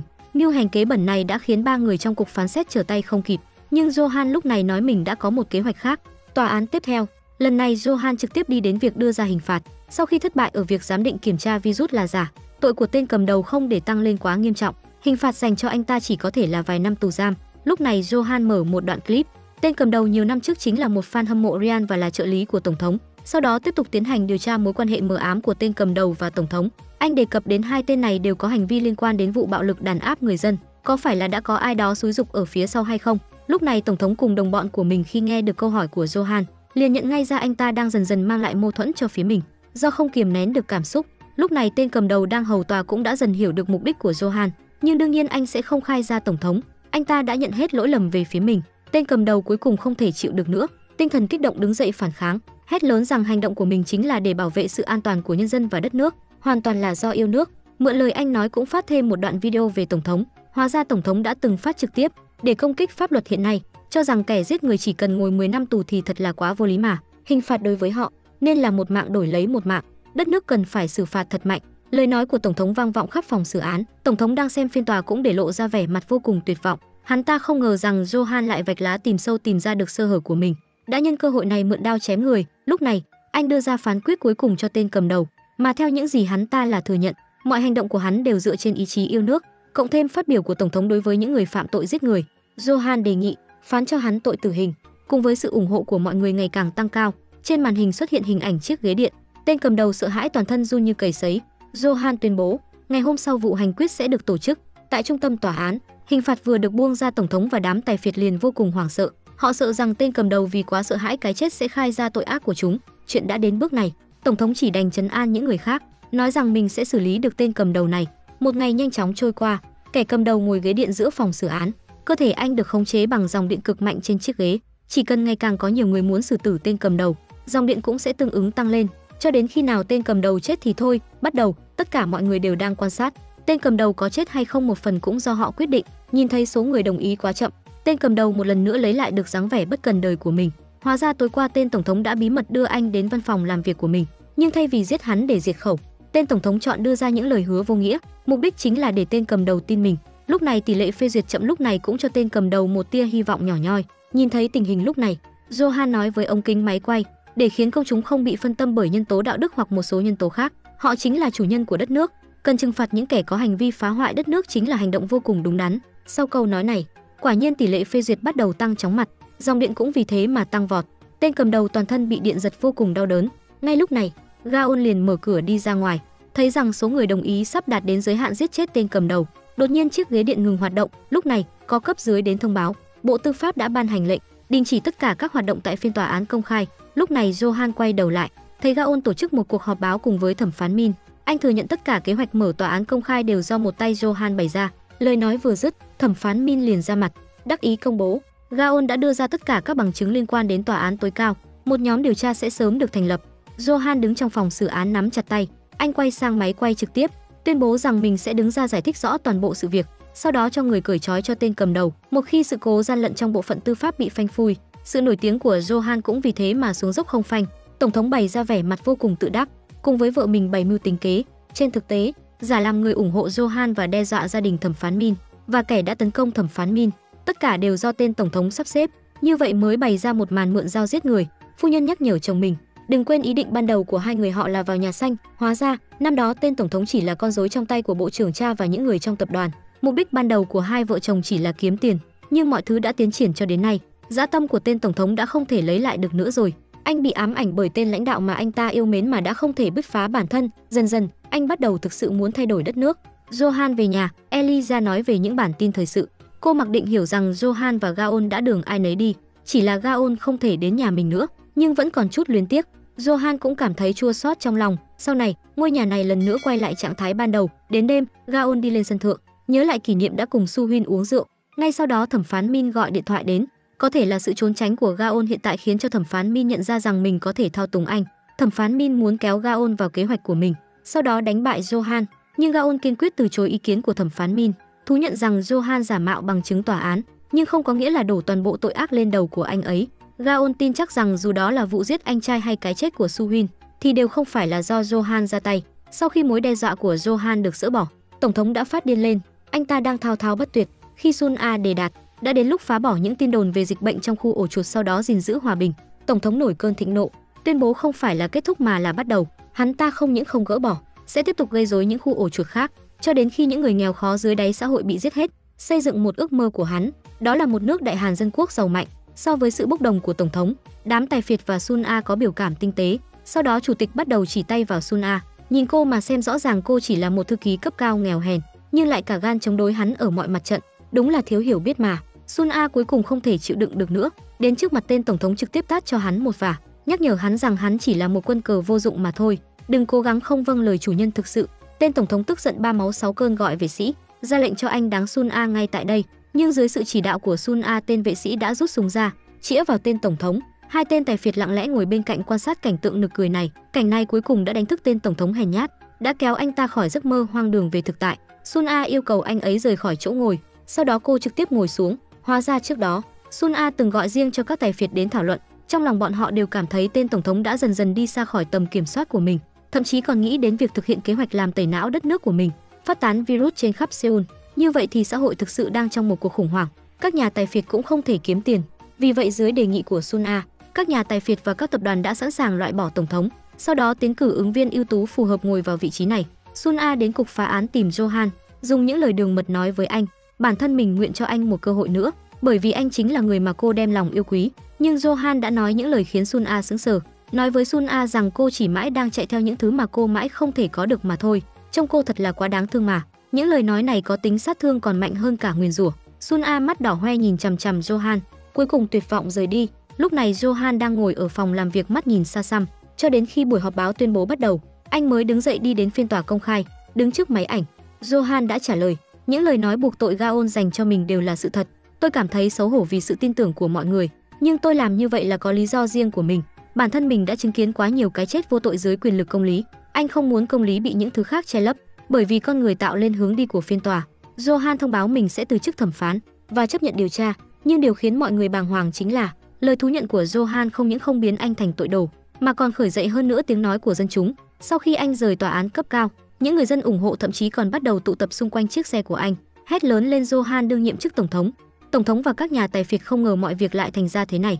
Sun A chỉ đành phái người đi theo dõi hành động của đảng đối lập. Sau buổi họp báo của Johan, đảng đối lập đã thực sự trao cho anh cành ô liu của chính trị được tượng trưng cho sự hòa bình. Nhưng Johan đã thẳng thắn từ chối qua điện thoại. Thấy tỷ lệ dân chúng càng ngày càng ủng hộ mình trên tin tức, Johan nở một nụ cười tự mãn trên khóe miệng. Thẩm phán Min đưa cuốn sổ của Su Huynh cho Gaon, nói rằng thời khắc cuối cùng của Su Huynh cô đều dành để điều tra vụ án ở nhà thờ năm đó. Gaon dựa theo ký ức của Su Huynh, anh đi đến nơi đó một lần nữa. Anh tìm đến người lao công năm đó làm ở nhà thờ. Thật trùng hợp là Gaon đang bước đi vô hồn trên đường đột nhiên gặp một người công nhân. Người đầy thương tích, nhưng khi thấy Gaon liền vô cùng sợ hãi lập tức trốn chạy. Anh ấy thú nhận rằng anh ấy đã từng có một trong video giám sát vụ cháy năm đó. Sau đám cháy, Johan đã bảo anh nộp đoạn video đó và giữ bí mật về chuyện này. Nhưng trong thời khắc tham lam, người công nhân đã muốn nhân cơ hội này để kiếm tiền, nên đã sao chép sang một bản khác. Nhưng không ngờ đã bị Johan phát hiện mà bắt anh giao nộp nốt. Nhưng đối với nội dung của đoạn video, người công nhân tuyệt nhiên không hề nói với Gaon. Su Huynh đã từng đến tìm anh, nhưng người công nhân lại có ý muốn đuổi cô đi. Chỉ là khi màn đêm buông xuống, người của Johan đã tìm đến tận nơi, cảnh báo người công nhân không được tùy ý nói linh tinh. Câu nói này cuối cùng đã khiến Gaon nảy sinh nghi ngờ đối với Johan. Rất nhanh Gaon thông qua điều tra video giám sát trên xe đã lấy được biển số xe của hung thủ tấn công người công nhân. Đợi khi Gaon đến thì phát hiện người đàn ông đó đã chết. Một điều trùng hợp, anh ấy chính là người đàn ông áo đen đã ra tay giết Su Huynh. Trong danh sách lịch sử cuộc gọi của người đàn ông đó lại rõ ràng có số điện thoại của Johan. Gaon nhấc máy gọi lại. Quả nhiên giọng nói của Johan được truyền đến. Tất cả các chủ đề phối hợp với nhau rất hoàn hảo, đều chỉ ra Johan chính là người đã giết Su Huynh. Gaon cuối cùng cũng gục ngã, ngồi xuống đất khóc trông rất giá. Trái tim của Gaon đã hoàn toàn bị hận thù nuốt chửng. Anh cầm lấy một con dao, lập tức chạy đến nhà Johan. Ngay vừa khi nhìn thấy Johan, anh không chần chừ mà đâm dao về hướng Johan. Johan vội vàng dùng tay bắt lấy lưỡi dao. Johan không biết tại sao Gaon lại làm như vậy, anh chỉ là đang khuyên ngăn. Nếu bây giờ Gaon giết mình, Gaon sẽ phải hối hận cả đời này. Hình ảnh này đã khiến Gaon nhớ lại năm đó Su Huynh cũng đã từng ngăn cản anh như thế. Cuối cùng anh từ từ đặt con dao xuống. Anh bắt đầu tố cáo Johan không chỉ đã giết chết Su Huynh, ngay cả vụ cháy trong nhà thờ cũng do anh gây ra. Lúc này, thẩm phán Min dẫn một đoàn cảnh sát đi đến, chính thức bắt giữ Johan vì tội giết Su Huynh. Nhưng kịch hay vẫn còn ở phía sau. Sun A chậm rãi đi sau thẩm phán Min. Khi thấy Sun A, thẩm phán Min cúi chào một cách kính cẩn. Hình ảnh này khiến Gaon vô cùng hoang sở mang. Sự việc một lần nữa bị đảo lộn. Hóa ra tất cả mọi chuyện chúng đã được bày ra từ lúc Gaon gia nhập cục phán xét. Sun A cố tình tìm kiếm một người rất giống với anh Johan để hỗ trợ thẩm phán Min mọi lúc. Đây là điểm yếu mà Sun A đã tạo ra cho anh. Đó là vũ khí bí mật mà cô đã một tay nuôi dưỡng. Bây giờ mục tiêu đã đạt được. Thẩm phán Min cũng ngay lập tháo bỏ mặt nạ. Hóa ra anh ta chính là người đã lợi dụng Gaon trong suốt thời gian qua. Gaon lập tức giải thích với cảnh sát rằng Johan thật sự không phải là hung thủ giết người, mọi thứ chỉ là giả tạo. Nhưng những cảnh sát sau lưng Sun A vẫn đứng yên như trời trồng. Johan thuyết phục Gaon cũng vô ích. Tất cả mọi người ở đây đều đã bị quyền lực mua chuộc, không có sự thật nào ở đây cả, chỉ có mục đích mà thôi. Lúc này, Sun A cho Gaon xem đoạn video về đám cháy mà người công nhân đã quay. Hóa ra năm đó là Eliza đang chơi trong nhà thờ, vô tình làm ngọn nến đổ rơi xuống rèm nên đã gây ra đám cháy. Johan vì không để cho cháu gái mình biết kẻ giết chết bố mẹ cô chính là cô, nên đã giữ bí mật đến tận bây giờ, không ngần ngại để mình gánh chịu tất cả mọi tội lỗi. Tất cả những chuyện này, tất cả là để báo đáp lòng tốt của anh tôi đối với mình. Lúc này Gaon mới nhận ra mọi chuyện. Johan chưa bao giờ là một con quái vật, trái tim anh hoàn toàn có cảm xúc giống như người bình thường. Lúc này Eliza vì nghe thấy tiếng ồn ào nên đã đi đến. Sun A đe dọa Johan, mình sẽ nói sự thật cho Eliza biết. Sau đó cô cho người bắt Johan dưới ánh mắt đẫm lệ của Eliza. Gaon đang nhìn vào hư không ngước vô định vào xa xăm. Giây phút này anh vô cùng tuyệt vọng. Eliza nhìn thấy cảnh này, cô đã sụp đổ hoàn toàn. Gaon thú nhận với cô rằng mình đã bị lừa. Mình còn báo cảnh sát rằng Johan đã giết Su Huynh, cho nên Johan mới bị bắt đi. Gaon hứa rằng bản thân sẽ bù đắp hết những lỗi lầm mà mình gây ra, chứng minh Johan vô tội. Sau khi dỗ Eliza ngủ, Gaon bắt đầu chạy khắp nơi. Anh muốn vạch trần tội ác của Sun A để cứu Johan. Anh đã đi tìm cảnh sát, nhưng đối phương sớm đã nhận lệnh cấp trên rồi. Gaon có nói gì đi chăng nữa cũng chỉ vô ích mà thôi. Thậm chí hắn còn đe dọa Gaon, đất nước hiện đang trong tình trạng khẩn cấp, nếu phương tiện truyền thông ngẫu nhiên tiết lộ tin tức mà chính phủ chấp nhận thì sẽ phải chịu phạt. Sau đó Johan bị bắt vào tù. Tin tức rộ dần dần là do anh đã giết chết Su Huynh. Tin tức được lan rộng khắp mọi nơi. Mục tiêu đàn áp tiếp theo của thẩm phán Min là thẩm phán của tòa án. Anh ta lấy lý do là năm đó Johan đã được anh bổ nhiệm để buộc anh phải từ chức để anh lên đảm nhận vị trí này. Thì ra kế hoạch này đã được thẩm phán Min đặt ra từ rất lâu rồi. Tại bữa tiệc tốt nghiệp của Gaon, Sun A đã lặng lẽ đứng bên cạnh quan sát bọn họ. Chính cô là người chủ động đi tìm thẩm phán Min, hứa rằng sẽ giúp đỡ anh để trở thành một thẩm phán tối cao, cho nên đã để anh sắp xếp trước. Một mình bên cạnh Johan như một quân cờ, hạ gục Johan như một bước đột phá và nắm giữ được tòa án này. Mà cái chết của Su Huynh, đó cũng là một cái bẫy do thẩm phán Min đặt ra. Anh ta đã thừa nhận, không ngờ rằng Sun A thực sự cho người giết cô ấy, nhưng thành tựu của lịch sử luôn phải có người phải hy sinh. Nếu cho chọn lại thì anh vẫn quyết định làm như thế. Bộ mặt đạo đức giả của anh đã khiến Gaon vô cùng tức giận. Anh lao đến đánh nhau với thẩm phán Min, nhưng đã bị đám bảo vệ lôi ra ngoài. Kể từ khi Sun A bày kế hoạch để bắt Johan, khiến danh tiếng của anh bị ô uế, đám người có tiền có quyền đã vô cùng tôn trọng cô, đã đạt đến đỉnh cao từ trước đến nay chưa từng thấy. Chỉ cần Sun A xuất hiện thì họ liền hào hứng đón tiếp và nịnh bợ. Một tổng thống trước đây dường như được coi là bất khả chiến bại, cũng biến thành một cái bật lửa, địa vị sụt giảm. Chỉ là sự hợp tác vô song này, ngược lại nó còn khiến Sun A cảm thấy nghi ngờ. Cô ta bí mật cho người đi điều tra hành tung của tên tổng thống, có phải hắn ta đã làm trò gì đó không hay sau lưng cô hay không? Gaon để cứu Johan chỉ đành tìm những luật sư trong liên minh để cầu xin sự giúp đỡ, nhưng trước kia Gaon đã từng phản bội họ. Luật sư luôn cảnh giác đề phòng với anh ta, nhưng tình hình hiện tại quá cấp bách, hai người vẫn tạm thời đang ngồi chung một con thuyền. Gaon cho rằng cần tạo ra một vụ bê bối kinh khủng hơn vào thời điểm này để chuyển hướng sự chú ý của mọi người. Cảnh tượng ở nơi đó hẳn là tồi tàn, chỉ cần phơi bày điều này, nó chắc chắn sẽ gây ra sự phẫn nộ của công chúng. Gaon mặc quần áo bảo hộ, anh bước ra khi không có ai xung quanh, khám phá ra nơi này là một viện nghiên cứu bí mật. Những người tị nạn bị nhốt ở đây, tất cả đều được coi là vật mẫu của các thí nghiệm. Gaon lấy ra máy ảnh, cẩn thận chụp ảnh ở đây. Sau đó tổng thống đã đến thăm với các nhà tài phiệt. Hóa ra tổng thống đã nhận đơn đặt hàng thử nghiệm y tế ở quốc gia khác, phát triển và thử nghiệm tất cả các loại vaccine. Sau cái chết của người vô gia cư, lục phủ ngũ tạng của họ cũng được tận dụng triệt để, chảy vào thị trường chợ đen nội tạng trên toàn thế giới. Tổng thống sẽ siết chặt giá trị cuối cùng của mỗi người. Gaon nhìn vào cuộc sống bị chà đạp, đã tạo ra tiếng cười của những người quyền lực, không khỏi cảm thấy nơi này mới là một mảnh địa ngục chân thật. Sau khi kiểm tra, tổng thống đã mời các nhà tài phiệt vào cuộc, kiếm được nhiều tiền hơn cùng nhau. Dưới sự cám dỗ của tiền bạc khổng lồ, các tài phiệt quyết đoán vứt bỏ Sun A. Tổng thống nhân cơ hội này đề xuất loại bỏ cô ấy và Johan trong tù để tuyệt hậu hoạn. Gaon đang ở trong viện, phát hiện ra cô gái trong liên minh chỉ định con trai bộ trưởng cha, cô ấy cũng bị bắt vào đây. Gaon quyết định giải cứu cô ấy. Anh nói phải mang cô gái kiểm tra, đẩy giường bệnh của cô gái đi. Hành động của anh đã thu hút sự chú ý của một y tá trong thời gian đó. Bản năng cảnh giác của phụ nữ theo đuôi Gaon. Bất ngờ là y tá nhận ra anh, cô đã giúp Gaon lên một chiếc xe tải bên ngoài. Hóa ra cô ấy là một nhân viên y tế bị tổng thống bắt, ghét tất cả các loại hành vi ở đây, luôn luôn mong đợi ai đó để khám phá nó. Mà Sun A chậm rãi đi vào viện nghiên cứu của khu dân cư. Cô không thể tin được nhìn vào tất cả mọi thứ trước mắt cô. Đã từng là một trong những bài phát biểu của mình, cô bé đã ném đôi mắt mong đợi của cô, giờ phút này đang thở dài nằm trên giường bệnh. Virus được cấy vào cơ thể cô để lây lan và phát triển. Một sinh mệnh cứ như vậy lặng lẽ như gió mà đi. Sun A cầm tay cô gái khóc lớn, chính mình cư nhiên hại chết nhiều như vậy. Những người muốn bảo vệ Johan ở trong tù mỗi ngày đều là nguy hiểm hoàn sinh, không chỉ là những kẻ phạm nhân muốn giết anh, ngay cả giám đốc nhà tù cũng luôn đẩy anh vào chỗ chết. Cuối cùng một ngày, một tên đánh lén Johan, giám đốc nhà tù cứ như vậy trơ mắt mặc cho Johan bị giết chết. Sau đó Johan qua đời xuất hiện trên các tin tức lớn. Gaon thấy tin tức này mà rơi nước mắt, còn có Sun A đều vô cùng khiếp sợ cùng bi thương. Ngược lại tổng thống và hai nhà tài phiệt ăn mừng trong vui vẻ. Bọn họ đề nghị lợi dụng cái chết của Johan làm một đại cục, địa điểm nằm ngay tại tòa án công khai. Quan trọng nhất là mời Sun A đến, nhân cơ hội này để loại bỏ cô ấy. Hãy để cô đi đến kết thúc của mình tại phòng tòa án của Johan. Các tài phiệt nịnh nọt nói. Kể từ đó là thời đại của tổng thống. Sun A nhận được điện thoại của tài phiệt, bảo thuộc hạ chuẩn bị cho mình một khẩu súng lục có thể bỏ vào trong túi. Cô biết rõ trận hồng môn yến này khó thể an toàn trở về, cô phải tự bảo vệ mình. Ngày hôm sau, thẩm phán Min đã công bố lễ nhậm chức bên ngoài tòa án. Sau đó bước vào tòa án, Jun Jin đuổi theo anh ta, nói với Sun A hẹn gặp anh ta trong văn phòng. Thẩm phán Min vội vàng chạy tới. Thực tế đây là lời Gaon nhờ Jun Jin giúp anh truyền đạt. Sau khi biết thẩm phán Min bị mắc lừa, Gaon đã bảo Jun Jin rời khỏi tòa án trước. Thẩm phán Min vừa bước vào văn phòng đã bị Gaon tập kích sau lưng. Anh trói buộc thẩm phán Min một cách thuần thục, sau đó cởi áo khoác ra. Trên người Gaon trói đầy bom hẹn giờ, một bộ trận thế muốn đồng quy vu tận với thẩm phán Min. Gaon nói với ông ta, nếu xã hội không có phương tiện truyền thông sẵn sàng phát sóng tin tức, thì anh sẽ tạo ra một sự kiện kích thích lều báo. Sau vụ nổ quả bom, thư của anh sẽ được gửi đến các hãng thông tấn lớn. Đó là sự thật trong khu dân cư. Sau đó anh nhắm mắt lại, chờ đợi thời điểm đếm ngược kết thúc. Ngay khi đếm ngược sắp kết thúc, một bóng người đột nhiên xuất hiện. Anh quyết đoán tắt hẹn giờ trên người Gaon. Gaon ngẩng đầu nhìn, người tới chính là Johan. Gaon cùng vui mừng đan xen. Anh vừa khóc vừa ôm Johan. Nhìn Johan thong dong bình tĩnh đối với anh lộ ra tươi cười. Gaon biết người này vẫn là ác ma Johan kia, không có việc nào có thể hạ gục anh ta. Hóa ra giám đốc nhà tù của Johan, anh ta đang có một số tiền tham nhũng khổng lồ. Nhìn thấy Johan nắm giữ cái mạng của mình, giám đốc nhà tù lập tức biến mặt quỳ xuống với Johan. Đối với việc này Johan đưa ra, hãy để anh ta làm những gì anh ta giỏi nhất, trao đổi tù nhân.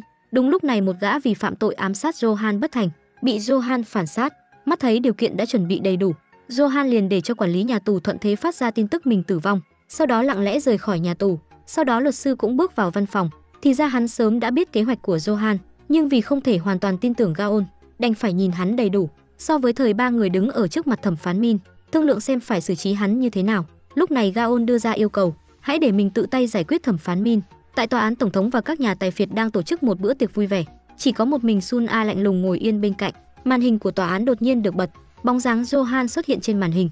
Các nhà tài phiệt nghĩ rằng đây là một chương trình mà tổng thống đã cố tình chuẩn bị, còn tràn ngập tương tác chào hỏi Johan. Lúc này Johan nói với tất cả mọi người có mặt, ngay cả khi đất nước phong tỏa tất cả các phương tiện truyền thông tin tức, nhưng phần mềm phát sóng trực tiếp của tòa án vẫn có thể hoạt động như bình thường.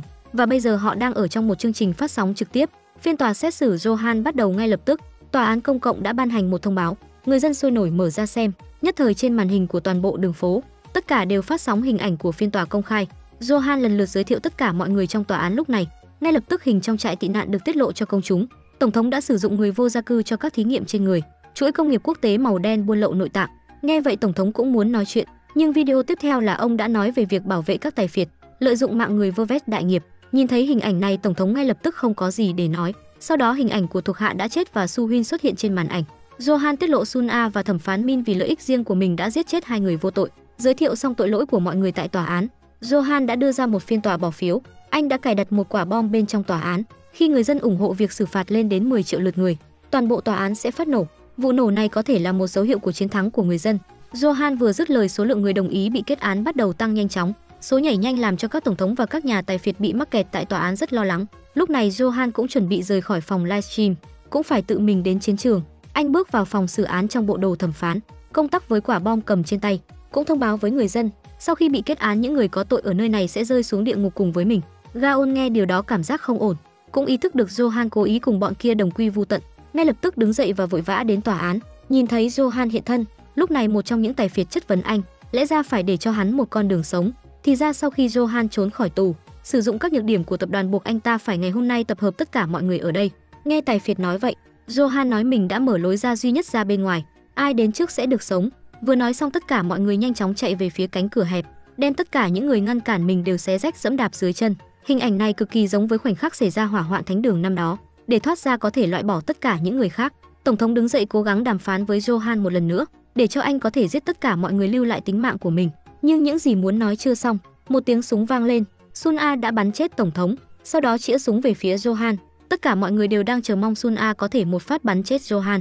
Sun A do dự một lát, sau đó nói lời tạm biệt cuối cùng với Johan.